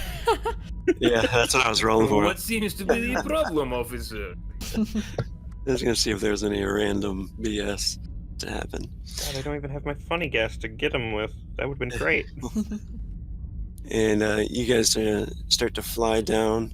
You can see the Polizia station, and you notice Charlie's. There's a big neon sign outside of Charlie's, and you notice that they have already arrived too. You can see them descending and kind of parking in the alleyway across the street and leaving their vehicles there, kind of hanging out in the alleyway across the street from Charlie's. What do you do? Vlad will kind of point to where the back is. Go around back B and then park and we will wait for a symbol from LTK. Oh, how could I forget such a name? Of course, Captain. And she flies down behind the building to park somewhere. And if you are wearing mask, now is a good time to put on mask. And Vlad will put on some cheap, shitty stocking cap mask. Vax is going to actually change her look a bit. Instead of her, you know, typical cowl or headdress, she's going to remove that, and that will sort of reveal her hair, which has never been seen before, but it's kind of feather-like, and pulled back. The strands are long, and the strands of feathers look like dreads, and have a couple of simple clasps to keep it back and away. And on her forehead are etchings, 3 lines in the middle of her forehead that end in circles at the ends. And then she'll put on another cowl. She doesn't remove the veil in front of her mouth, though. But she'll put on like a typical, just, regular old robber ski mask type thing. Oh my. B will, she has her cloak on and kind of puts it up around her head, and as she's about to get out, she kind of looks to Vlad. Do you want me to bring Padme run back? It's going to be a lot more firepower. Whatever do you think is best? All right, well, I'll just turn off the backlight so no one sees me inside. But Yeah. just in case. Do you guys want to start off light, quiet, sneak up to the back entrance before we head in? We should set up before we go. All right. Just keep behind me, follow my signals, all right? Of course. And I will also spend a CP to activate Infiltrate, which, whenever you are attempting to infiltrate a complex, the assassin can burn 1 CP to add +2 levels to the stealth and concealment checks of their entire party. Nice. Yeah. B is going to, for now, since she's rolling out the bike and not the mech part of the bike yet, she's kind of going to roll it over with her feet so it's silent. She's going to pull over this, those like extremely creepy, those like the Asian masks with like the red lips and everything. Yeah, she puts one of those on. Nice. Nice. Yeah, you see D8 as he's getting ready to head out, as you kind of unlock the back so that Padme can leave.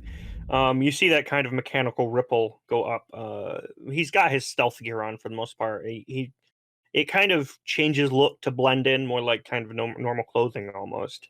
And you see, again, the actual bits of him that are exposed kind of shift and readjust to take on a very human look as this kind of very tight-skinned hologram builds up over the surface. And he looks, again, that kind of strange, elvish look. More masculine and everything. Slender, but very different from his normal metallic and skull-like face.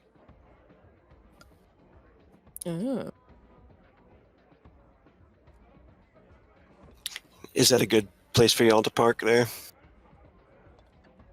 Let me zoom out so I can see properly. So in terms of like the map that we saw earlier, where exactly are they? It's exactly as it I think is. it's So over we here that we basically need to break in. we're bottom left, right? So it's the same. Okay. Yeah, you Ooh, get yay! Bottom right. Perfect. Yeah, Bada what was in bling. there? Bada So bling we're kind map. of in the right area anyway. We just have to take out these 2 people that are kind of at the side here. Is the bottom bling map supposed to just say a quick rundown in it? Yeah. Okay. Quick rundown of the layout of the station. I don't know why I wrote that, but yeah. Okay. Bada bling. Let's call it Bada bling. It's the bar. Yeah.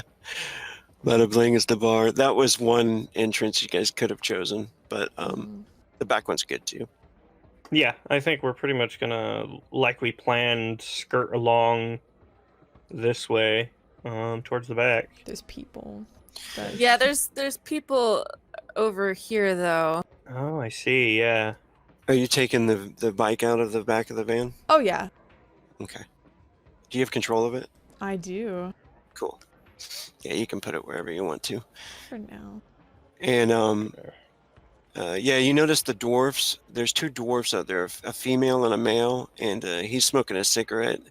And they're back there. They look like maybe dock workers or something, warehouse workers possibly. Seem to be loading boxes, and might be taking a break at this point. Up here on the back deck is a goblin, and the goblin, you can tell one of his arms is like heavily cybered out. He does not look like a civilian at all, and he does look like he's packing. A perception check can possibly tell you more information on that. I would love to. There's also an orc back there with him. I don't know if you guys can see him from that point, but Would it be observation? yeah, you can observe him. Mm-hmm. Cool. Captain Vlad kicks a nice roll out there. Not B. Whoops. Your bike. Bike is My bike self-aware, we're sees. fucked. It'll soon be self-aware. Right. It will. There, it's worse. Yeah, Captain Vlad is. Captain Vlad, you can tell that guy's got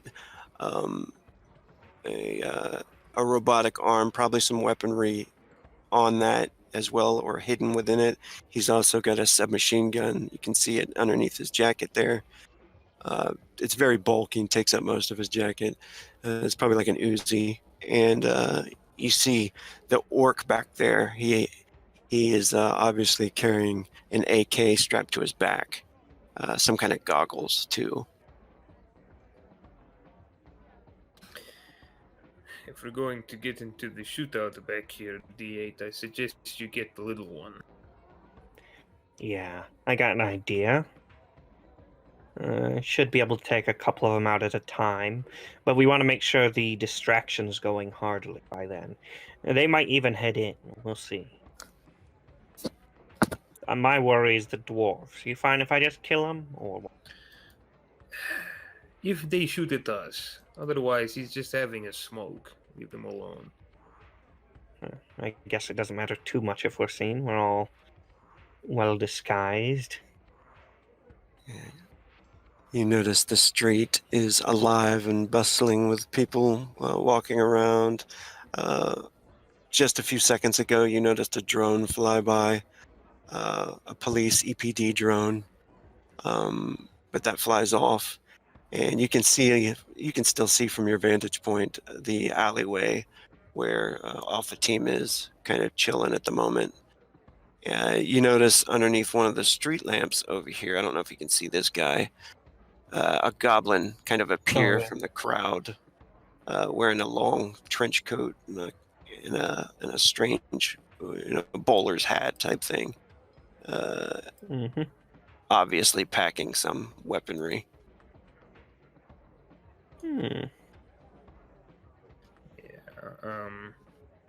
He's packing some heat, alright.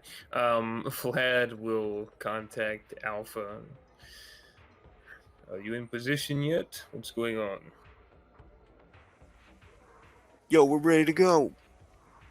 We are also prepared whenever you want to go get started. Alright, yeah, D8. Let me just double check real quick. What's the range on the 40 mil launcher? Let me see if...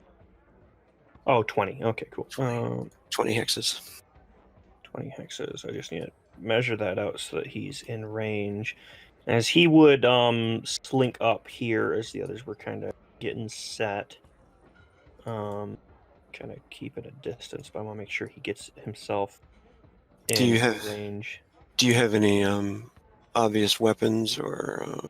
He has pretty much everything tucked away under his cloak and such. I do also have concealed weapon, so I can spend. Cool. Go ahead and roll that if you. Yeah. So concealment. I think concealed weapon. and I get to just add another d20 to Yeah. concealment. Okay. So I'll just do concealment and roll a d20. And if you guys want to, since you don't have to change dice or anything, you could just add +2 to your modifiers if you want to when you're making the sneak or stealth checks or stuff because of his just +2. Yeah, because of your infiltrate thing. Oh, That's yeah. just if you want to, unless you want to actually roll. Yeah, I totally want to roll because I mean the min with it would be 2. Okay. Well, depending on what it is. Because let me see. Because with mine, what is my concealment? Is pretty fucking massive. So 2 extra might take me up to something pretty crazy. Because I'm at 2d20 plus a d6. I think that would take me up to like another d12 something. There's the table there. 2d20, Oh, yeah. d6, 2d10. 10. Oh yeah, d10 plus d8. Yeah. Oh no, yeah, that would. Oh, 2d20 plus d6. Oh yeah, that just take it up to a d10. Yeah. I'll roll an extra d10. I'll just do that now real quick. Oh, I guess I could click that, but yeah. So here's my concealment. So it's 31. So that I don't know if you want me to roll a separate stealth as well for getting up closer. No, don't worry about that. Okay. These are the sentries back here, so pretty much they're going to be setting the target. Ooh, Nice. orc's on the ball today. He seems to be like looking over in your direction, watching you guys. He noticed the van pull up apparently, and he's just kind of staring over there at you guys, but not making any moves at all right now. Yeah, D8 is kind of making it look like he's just relaxing there, having a smoke or something similar. He has like some kind of fake stuff. The hologram kind of adjusts basically with all of his things he does. Yeah. What's We everybody else? we don't need to roll concealment, right? If we're sneaking up. No. Well, I mean, if you're sneaking up, yeah. Yes. I mean, if you're just walking up casually, don't worry about it. He might just think we're just like people hanging out by the bins. B is gonna get on Padme and look as if she's kind of looking the bike over. Yeah. D8 is looking for them to. He's basically watching for that gap in their vision for him to launch the grenade at him. So he's kind of just sitting there very casually, and he's got quick draw. He's got all of those things. Is that with your +2, Captain? Oh yeah, you get +2 levels. Yes. I don't know. Oh, you did add +2. Okay. Mm-hmm. Oh yeah, it is. All right. Yeah, you notice the orc is just looking over at you guys. He doesn't seem to be walking over there yet. He's just watching you, looking at you pull the bike out. He probably watched you pull the bike out of the van. What are you guys doing now? Vax is near B and Padme, and she's acting like she's just hanging out with B. That's my strength. Yeah, and I'm just waiting 22. for Alpha to, whenever we hear gunfire, and hear them kick it off. Okay, so right when I hear the gunfire, or actually, I imagine the gunfire will be enough to distract him. I won't need to do anything, will I? Yeah, you want to wait? Yeah. Once the gunfire goes off, I'm gonna fire basically. Quick draw and everything. Got quick draw, quick load, quick everything. Running All right. shot, rapid fire. Check something real quick. What the fuck does Pistolier do? Oh yeah. Yeah, you notice the two dwarves. He finishes the cigarette. She gives him a kiss, and then they walk inside. one of the stores kind of disappear, leaving just the goblin and the orc out there. And then that's when you hear a comlink come over. We ready to roll? And then you hear gunfire open up inside the cafe. Nice. We got music. Sorry. Just double checking. We do have music. Okay, let me refresh real quick. For the big scene. I want to make sure it's actually running. Mine wasn't. You know how Roll20 has been. I'll put some action music on. Fuck yeah. Oh, Bum, fuck bum, bum, yeah. bum. Bum, bum, bum, bum. Yeah, I'd say right as the fire, like gunfire starts to happen, that's when B's gonna hop onto Padme and start with the transformation. Yep, and that's when D8's gonna fire for these guys, basically. Okay. Oh, damn, my I music guess- is just not working today. I guess we should go ahead and do the inish. Alrighty. And you guys will all have ambush, so you guys will all have first inish before them. Oh, again, I keep forgetting. I got a 9. 9. Lol. How did that happen? She It's still a double Holy plus. I fucking did double shit. plus. It's just God in there. damn.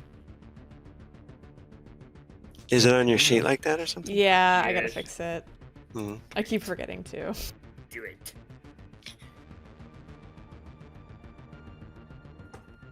Vlad is Alright. not on the board, Jeebus. but he goes first. Rolled too high. Let me... Oh, Oh board my can't God, the contain page you. still isn't loaded all the way. Let me refresh one more time.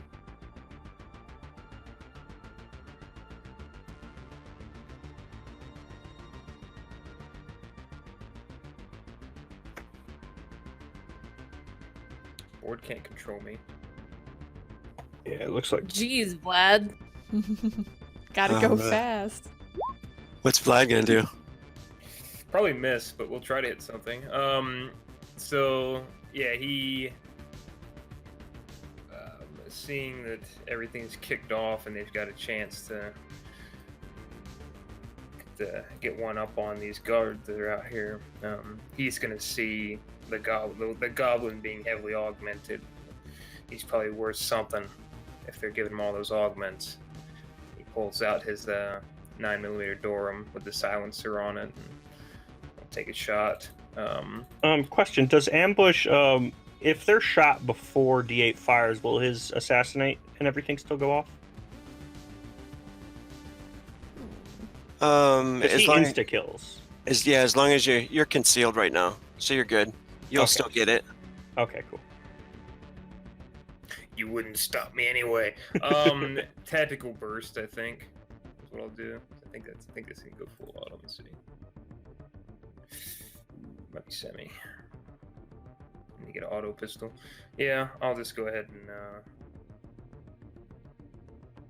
Tactical burst him. yeah. Oh, yeah, cool. That'll be times 8 if it hits. He's not expecting it either, so. Yep, that hits. Go ahead and do a times 8 power damage. Armor defeating because it's a. What's that look like as you take him out? Yeah, so Vlad just kind of pulls the pistol from under his jacket and a little silencer attached to it and just riddles him, kind of starting from the chest and going up, leads him up, just shoots him chest, neck, head, drops him. He does the bullet boogie. And then it's B. I'm guessing I have to spend my whole turn basically changing this thing. At least 2 actions, Okay. I would say. So 2 actions, and then I don't think. That's usually what it takes for all your driving actions, and then you can usually frenzy to attack If Oh, you I've want got Gearhead, which makes it 1. Oh, cool. Yeah. I just gotta check. What are my tests? Oh, I didn't ask Cap if you want to burn Frenzy. Yeah. Do you want to burn Frenzy, Cap, or? I mean, fuck it, why not? Okay. Yeah, I will. Sorry, B. That's okay. Shit, what do I want to do here? I guess I'll shoot again. Yeah, I'll go ahead and just take a couple of single shots at the orc as well. That's in range. Holy shit, is that in range?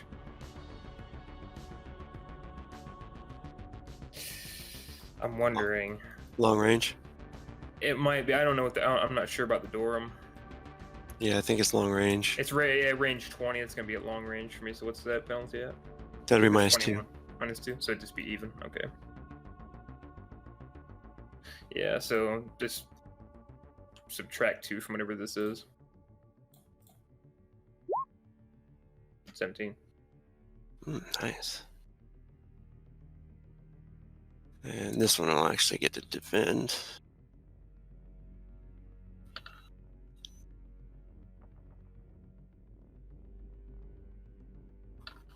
One away. Oh man, he has a merc. He is going to burn a cool point and use his combat roll. So he does defend. He sees this guy go down and well, go ahead. He rolls out of the way of it. Yeah, so he, after trailing up the goblin, he spins on the orc and shoots, but the orc was already rolling. So he'll take another shot at him after he rolls out of his spin, trying to hit him with another single shot. It's a 9. Yeah, and that one rips past him. For some reason, I already rolled. No worries. All right, B. Okay, this thing is it 8 speed or does it have more speed?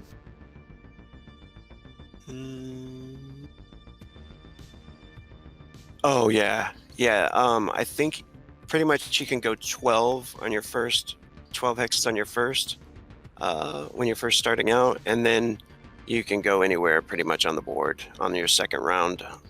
Like your initial round of driving. Well, is like 12. running.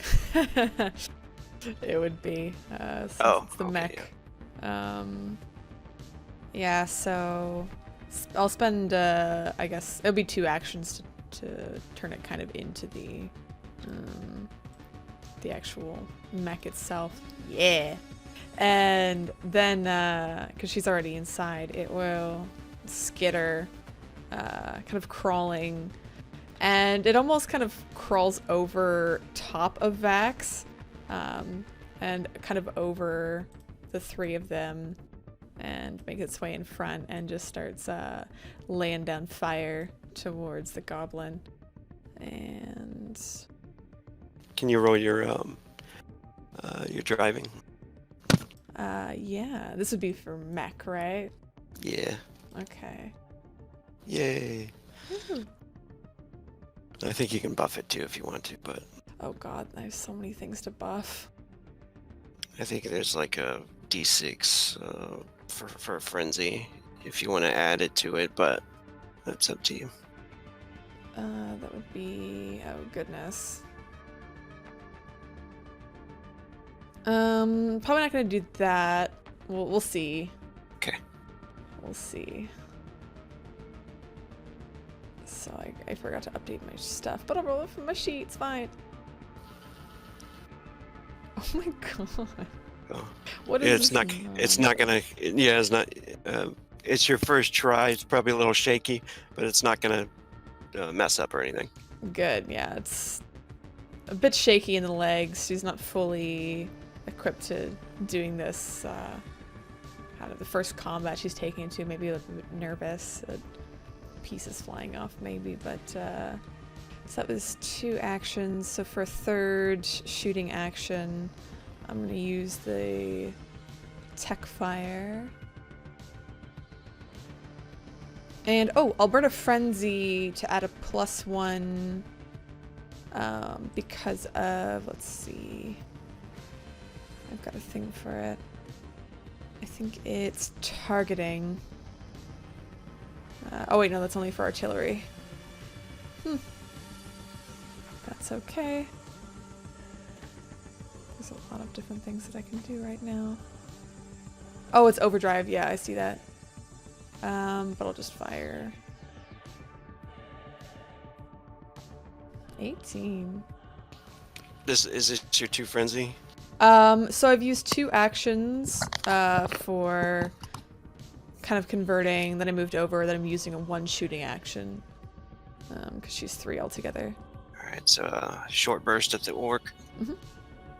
and he is going to. He comes up out of his combat roll and then gets hit. And that's through his armor. Perfect. Oh my god. But 25. That was so bad. So a lot of it gets absorbed by, I'd say, kind of this, almost the wall here, but he does get hit in some of the softer, fleshier bits. So he just starts to open fire. And, Oh, that one's supposed to be ×2, I think. Short burst. So it's 50. Sweet. And He is still barely alive, though. I'll use actually, yeah, that guy's not going. I'll use another short burst, so another frenzy. To attack again.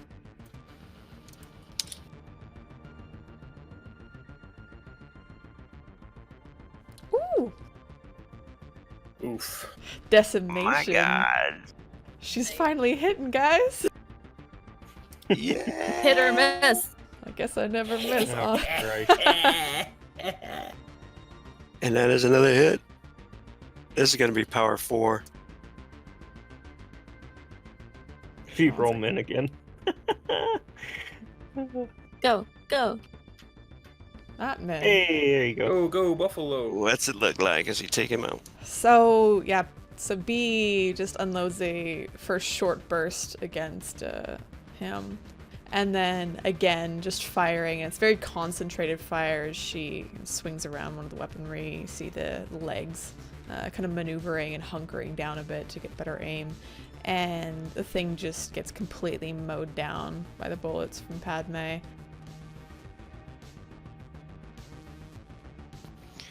And then whose turn is it? Presumably D8's. He does not look super pleased with the current situation. Is he able to get past Padme? Oh yeah, you can. Okay. Yeah, There's so a space around. moves up. No, I mean like through. Can you go through that tile or no? Yeah, just run Yeah. through the legs. Okay, cool. I wasn't sure of the size. Look how many legs she has now. What's my move? I think you can do 10. Let me check. I think so. Yeah, 10. 10, yeah. So he'll move up to kind of get point and make sure he doesn't see anything else. And this is the room where, which is our goal, right? And that's a window. Yep, that is. Yep, there's 2 windows there too. So he can't see in just yet, although he can see someone over this way through more windows. Yeah, it actually looks. Although I'm not sure, is this a wall or? Yeah, can you make a perception check? Yeah. I'm checking out your token right now. What your token sees? Yeah, because I think this would be a wall, wouldn't it? Oh, that's right. Yeah, you're right. I just forgot to So I draw don't that think in he would there. quite have sight on them. So he'd pretty much just see this room and then this, which he knows Do you is have- our target point. But Do you have an X-ray sight? I do actually. Shit, I didn't even think about that. Then you see him. Energy can energy shoot through walls like this? Do they seem thin enough? What kind of gun is it? Energy. Specifically the Zentech Oblivion. Sure, he'll get a little bit of cover, but I mean, it'll be a sniper shot. Perfect. Okay, and there's these 2, right? Yeah. Would he be able to kind of hit them with one shot, given that angle? You think so? Perfect. Okay, so I will go ahead and take a shot with Peggy. So let me do that. So here's the attack roll. I don't think I have anything that boosts the actual attack roll. So it's a 21. They're unaware. So, so they need to both make a body save, and if they're lower level than I am, presumably. One of them is. One of them is not. Okay, so That the guy one that's is lower level needs to instant do a kill. body save. The one in the back is an instant kill. Perfect. This one still has to, I think, make a body save or take a lot of damage, right? Yes. So plus Okay. 1. I think I already factored it into the updated get pegged. That's times 2 plus the baseline times 1, so times 3 times 4 times 5, I think. Oh no, it was 7 because I'm doing the big action. Okay. So 7 damage power. multipliers times 7 total. 392 damage to him. Wow, what's it look like if you take both those guys out? So as he kind of gets up to this window and looks through the X-ray sight, and kind of peers through here, you guys can see him set up as Peggy elongates, and he kind of sets it up, and there's this, and as that kind of sound just echoes through the entire area, you see the glass melt as there's no visible burst or anything. The glass just melts in front of it. This wall shatters and burns through. The glass pane beyond it just simply melts as in the shape of a hole, as both of them just have these holes in them. Pretty much dead shot through the head, one to the next, as they both collapse. And it's like literally like a cookie cutter hole out of the middle of their face, all the way through. Oh my god, I just saw something. Look at that shot. Look straight through that shot. His Oh my god, there's another one. His computer is right there. No! Oh no! Oh, you're right. Oh no! Oh wait, no, look, because technically, if you follow it exactly, it goes right past it. Okay, yeah. You're good. See? Yes! Just past it. Oh my god, it's like literally a couple inches. Look Oh at my that. god.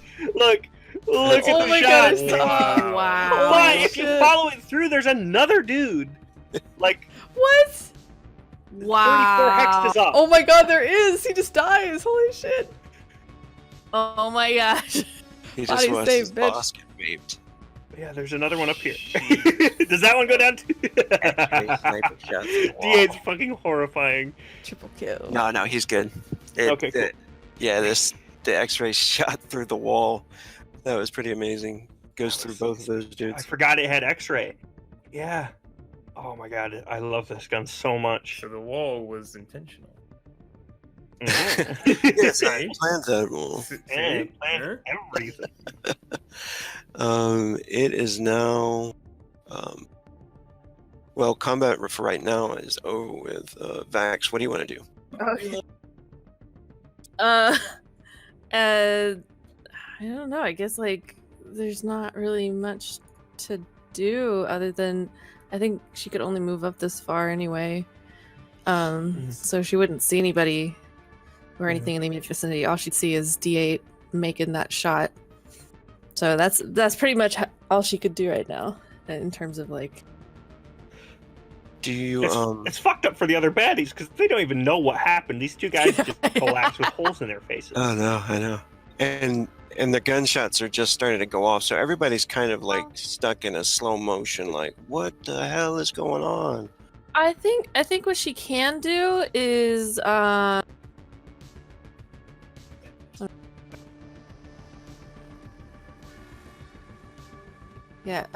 detect danger, so she can detect danger within like the area, since right now she is only perceiving that immediate threats are down.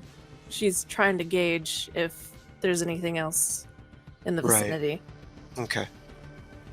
Which is cool too, because you'd be able to sense them through the walls, and if they're going to be coming around a corner or whatever. Mm-hmm. Do you have anything in your hands?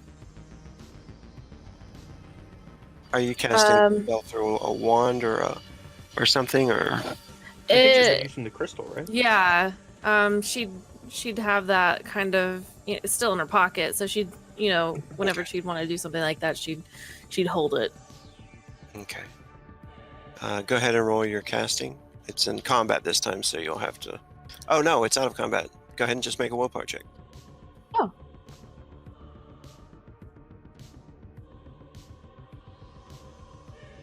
One.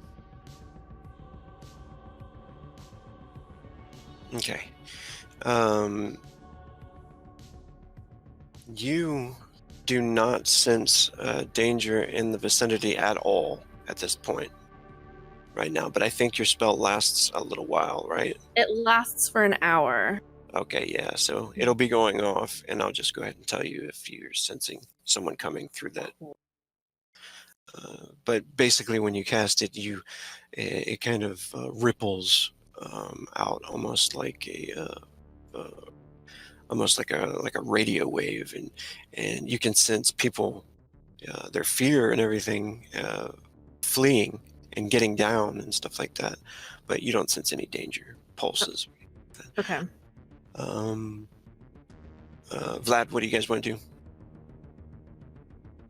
Stick to the plan. Moving along the side. Bust in the back. Towards the entrance there. Yeah, D8 kind of, as you're coming up towards him. You know what? I've got an idea. This window is right in the office we need to get to. If you want, I can break in real quick, plant the briefcase, and upload the file, and then we can take as many heads as we can for the bonus. You good with computers to do that? B is. I am. And I can take shots on just about everyone in there from here. I can see a number of them. If I get up closer, I'll have a better shot on them. Duh, do it. Go. Alright, good. Yeah. Let me lock it down. B locks down Padme, and she hops at the top and jumps out beside Vax. Didn't get to say it before. You've really nice hair.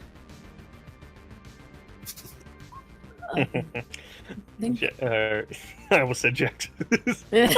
D8, Sickly sweet. D8 kind of smiles as he breaks the glass and hops on in, keeping the X-ray that way, as he'll kind of pretty much move up. This is the nearest spot I can put him, but he's pretty much behind the wall a bit, looking for cover. Would he be able to get a good shot on these guys from here, I assume? Which one are you looking at right now? This guy's right next to the guys I just shot, so he's probably also bad. Oh my god! That was King T! Your first shot? Yep, it was. My first shot was King T! I didn't know! Oh! Is it a good thing? It was an accident! Oh my god! That's a good thing, right? It is a good thing. I didn't see the name! God. Holy shit, dude! Oh my gosh. You've got to be fucking D8's kidding the me. I'll go for best. the next guy. I'll go for the next one. GG easy. Wow. GG easy. Get good. Oh, he's Teabag. surprised as he kind of sees the corpse and realizes who it was as he goes for the shot in the next one. But guy's unaware, so do I just have to hit a base number, I assume? Do make a concealment check. Cool. Yeah, that seems to be one of his troll bodyguards. You took out the troll bodyguard that was behind him and him. And it was just like in Vax's vision. She saw him walking with two guards. And, that one's just noticing that he got killed, basically, and is like, oh, shit, and, like, pulling his 12 gauge out.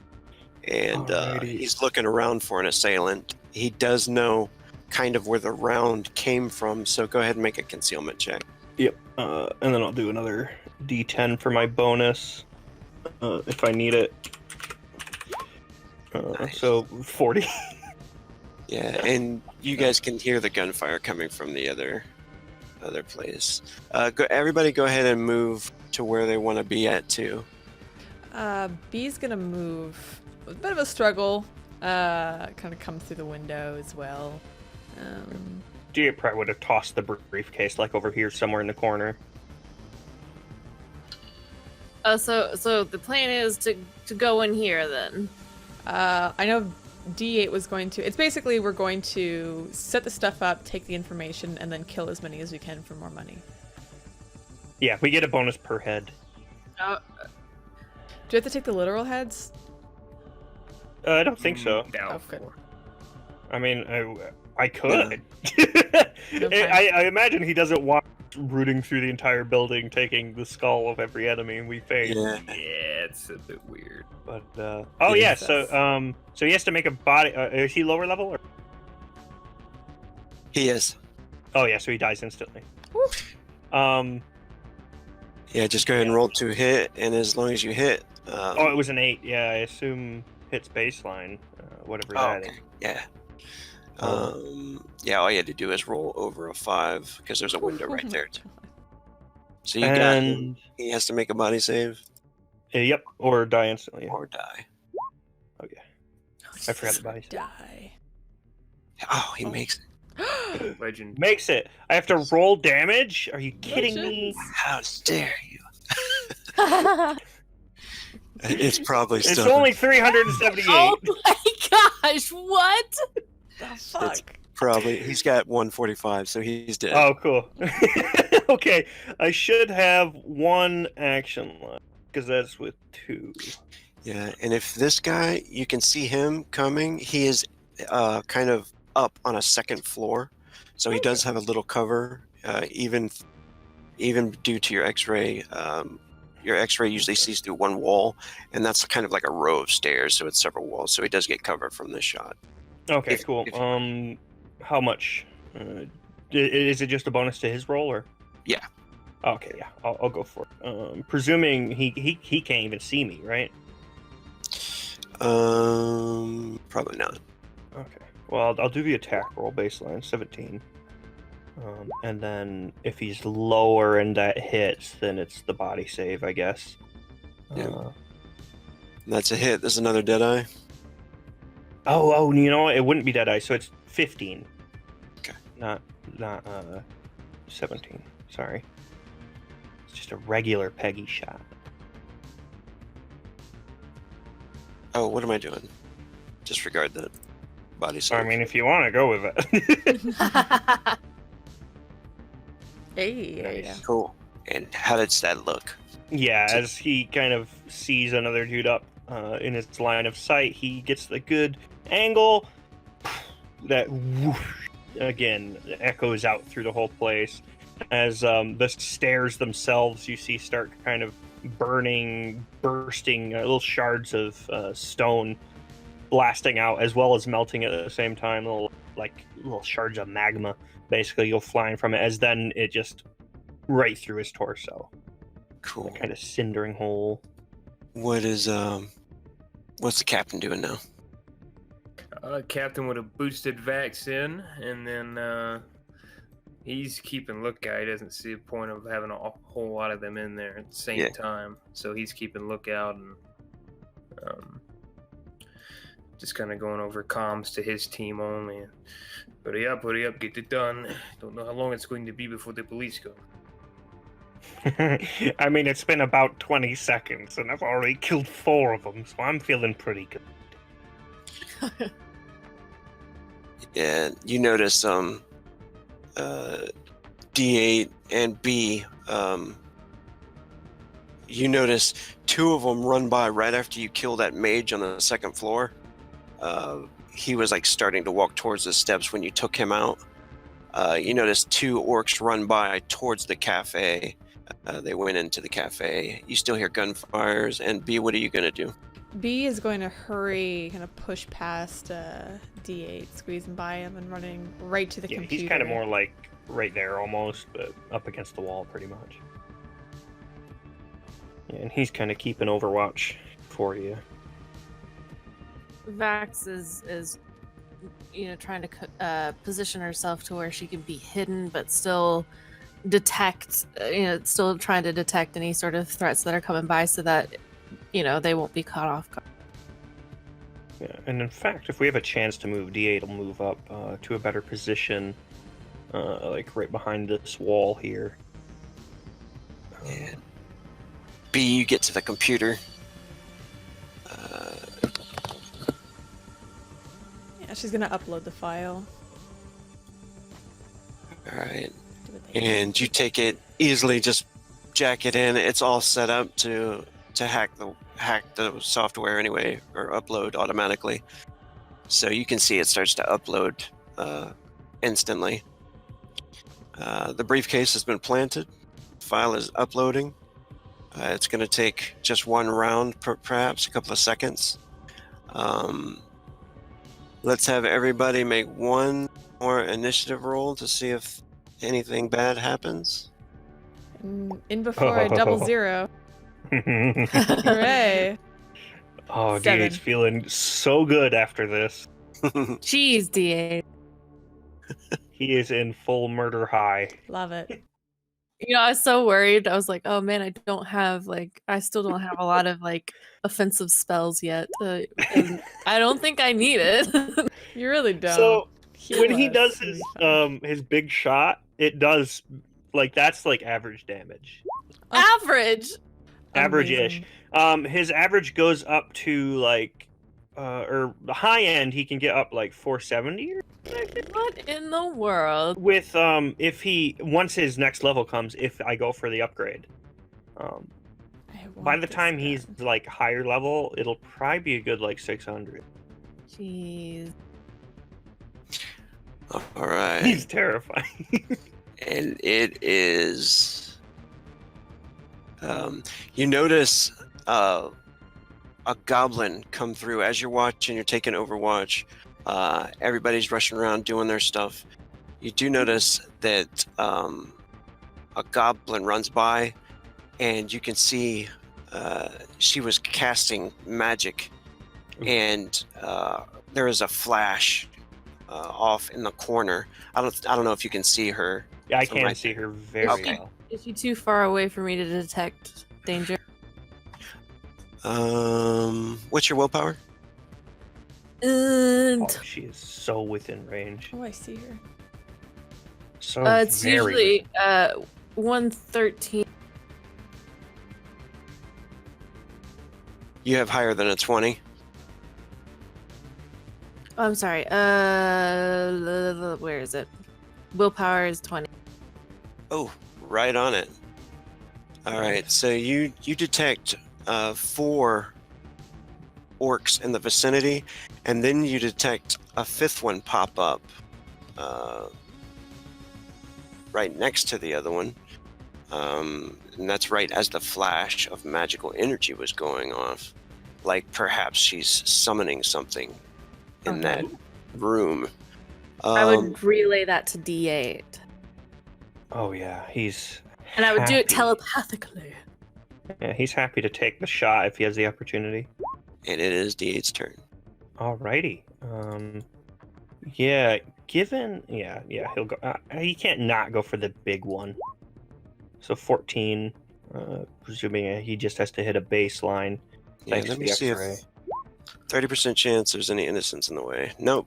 You got a clear shot. There's people running Lame. and stuff. So in case she is high level or somehow makes the save, She's I gonna be rolled alive. low.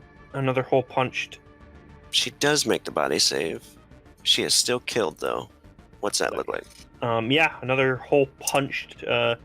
As he sees her casting, she raises her hand up to cast it, and it's kind of just in the line as there's this very, very split-second moment as she sees her hand just disappear. And then so does the rest of her face.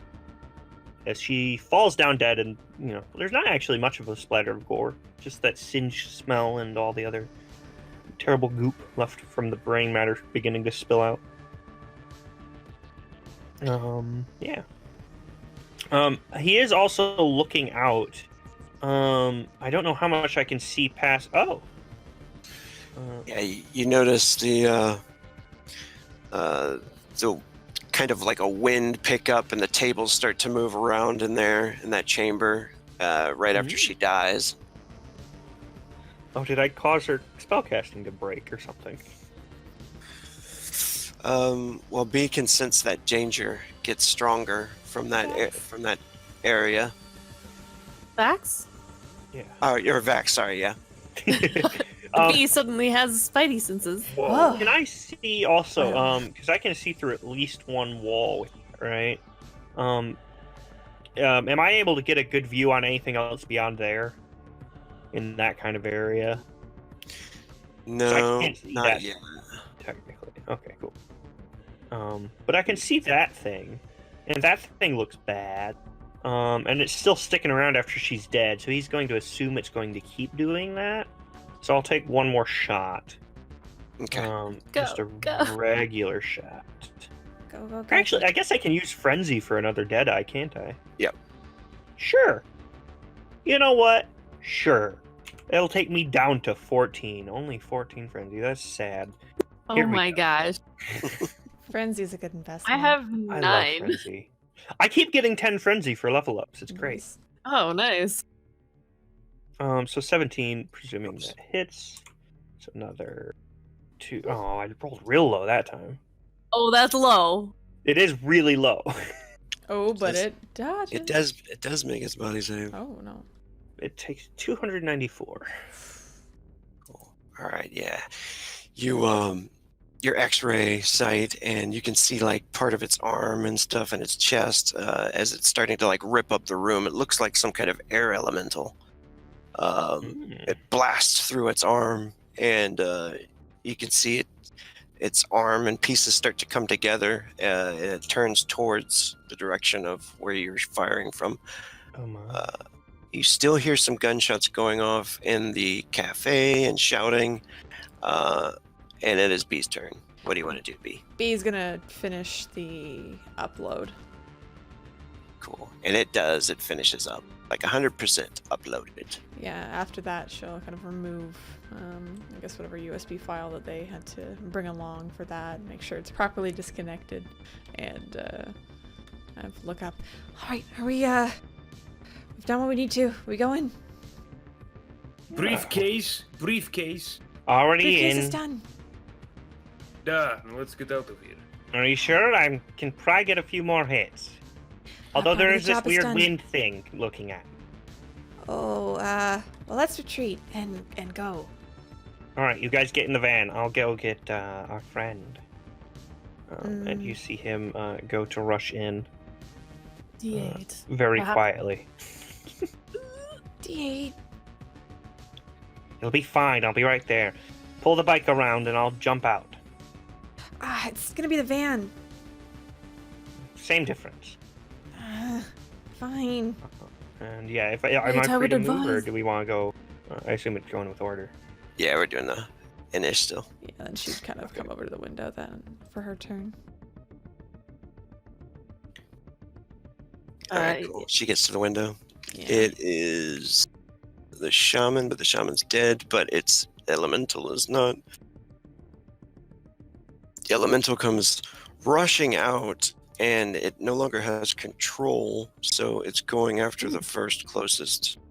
It grabs up a civilian, and I think it's going to crush the civilian. Yeah, he just grabs him and throws some guy into the store window, like through the shopping clothes area, and it starts to roar, and people are just running and trying to get out of there.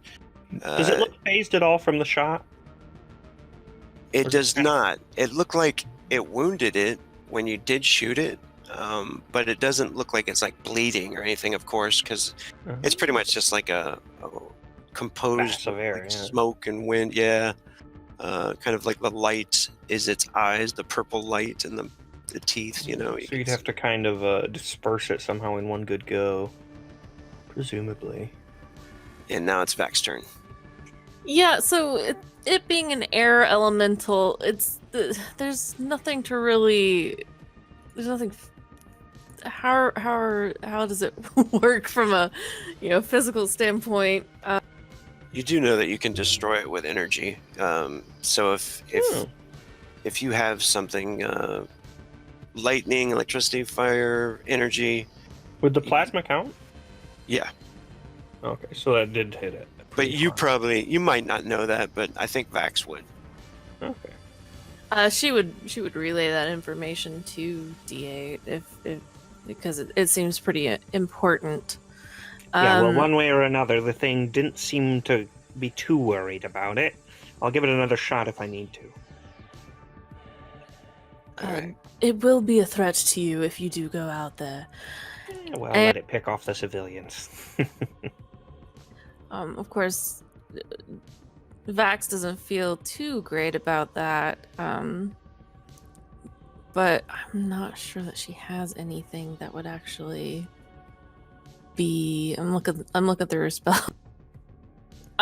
Would telekinesis work on that? Because it has to kind of like mentally grab the thing, and I'm not. Does it have mental capacity?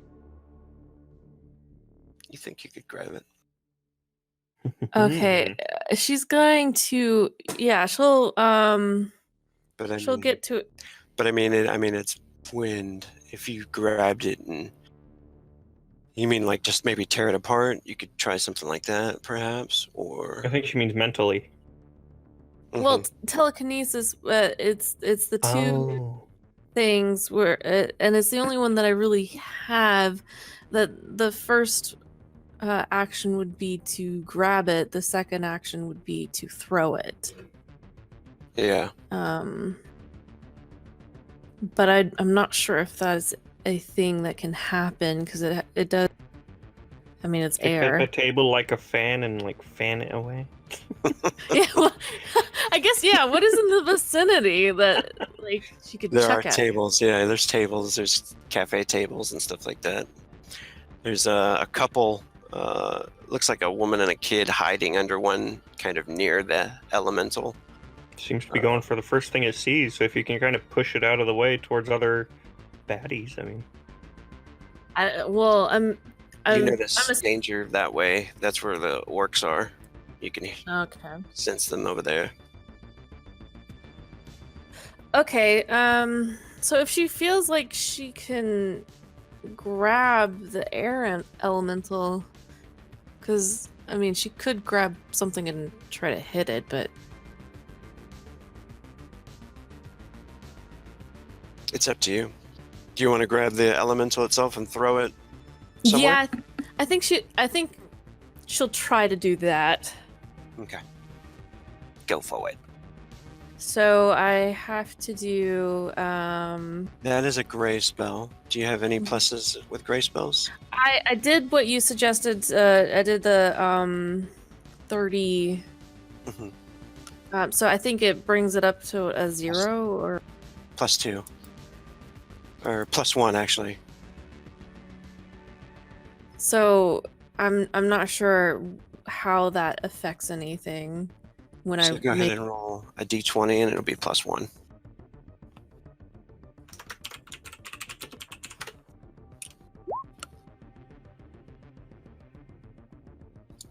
And they have to make a strength check? No, you're gonna do a willpower check. Oh. Cool, you got it. And do a willpower check. Where do you want to throw it?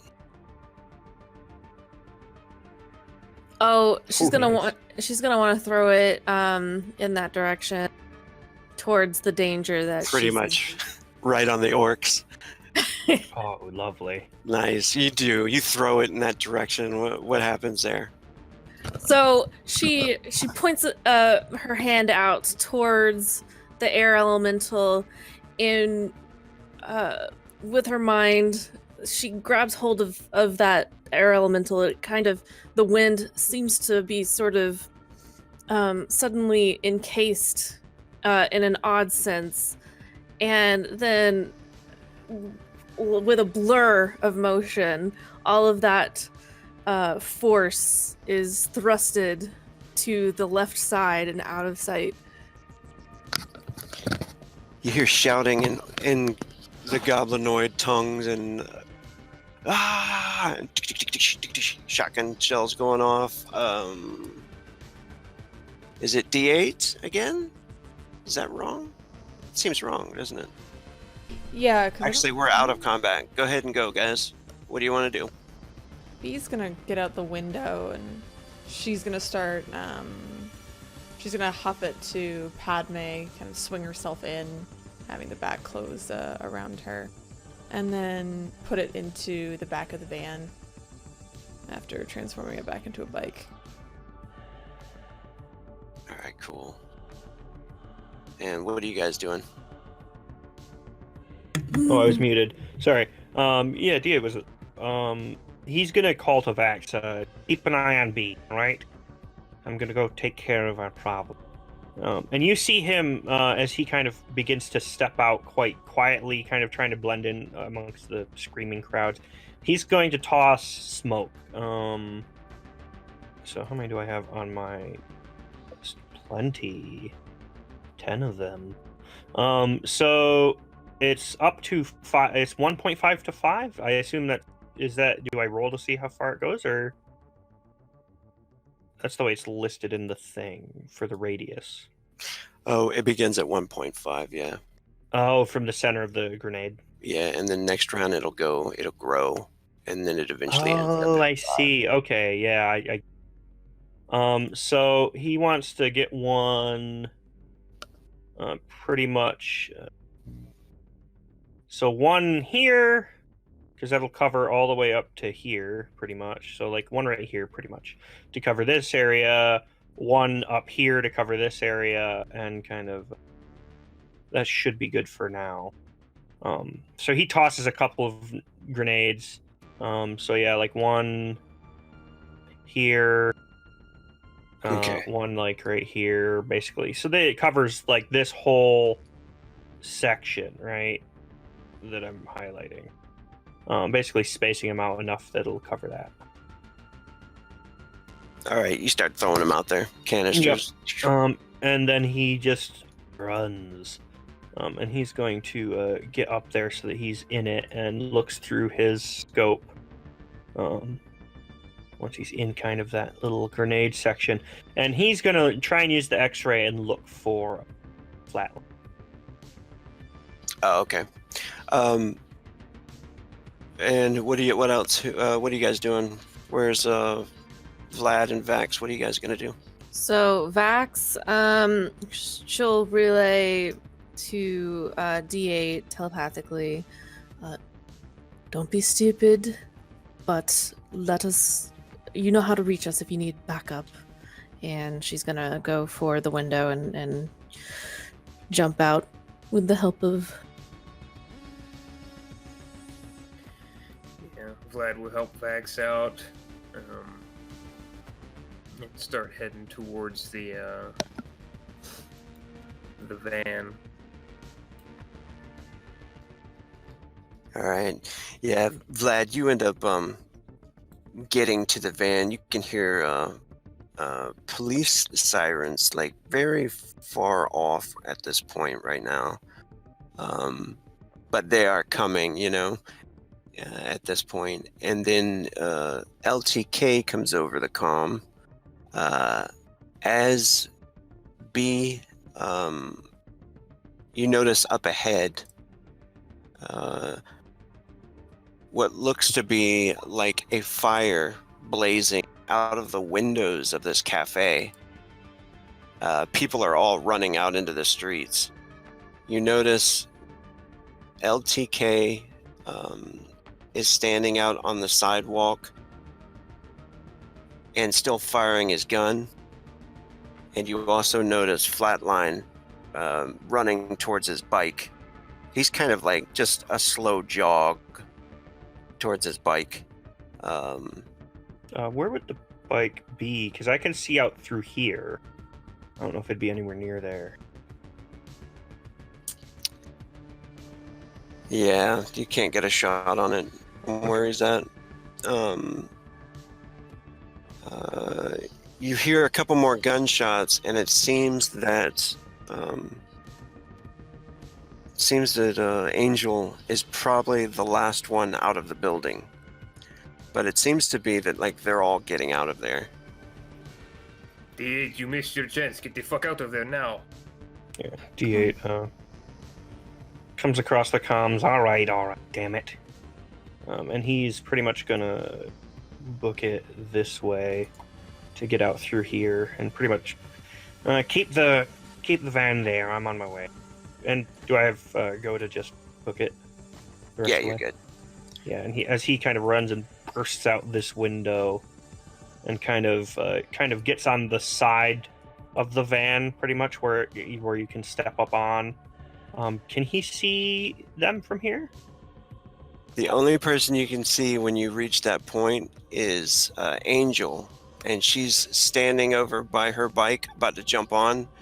It looks like she's actually looking in your direction, like for you guys, and then she sees you through the crowd and kind of smiles, and then jumps on her bike and kicks it into hover mode and takes off. Yeah, and I assume Flatline's already gone. Yeah, you don't see Flatline or LTK or them anywhere. Damn it! Yeah. B actually saw Fuckers them. left earlier than I planned. Yeah, B throws it into drive and quickly gets out of there, going the opposite way of the sirens. I saw him. He was jogging to his bike. Shit. Do you get a look at the plates at least? Maybe we can track him down. Did B get a look at the plates, or was it just too far away? Actually, D8 clambers into the up in through and into the back. Actually, leave it to me.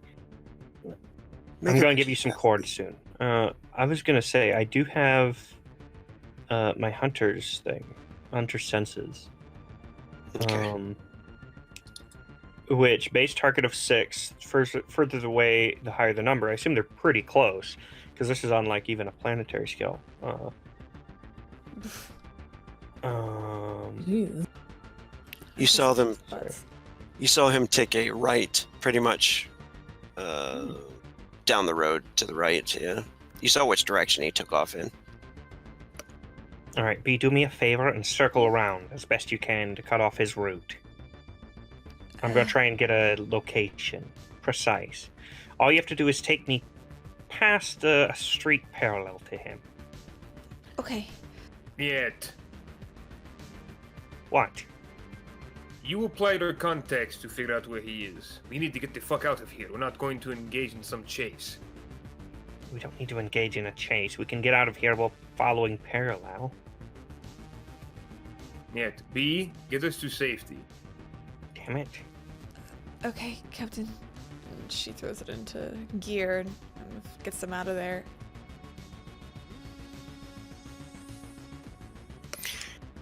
Yeah, and as you start to take off, you start to lift up out of the air, and D8, you kind of aggravated. You know which direction he went to. He's not that far away at this point, but listening to the orders of the captain, you guys start to speed off, and you get a call from LTK over there.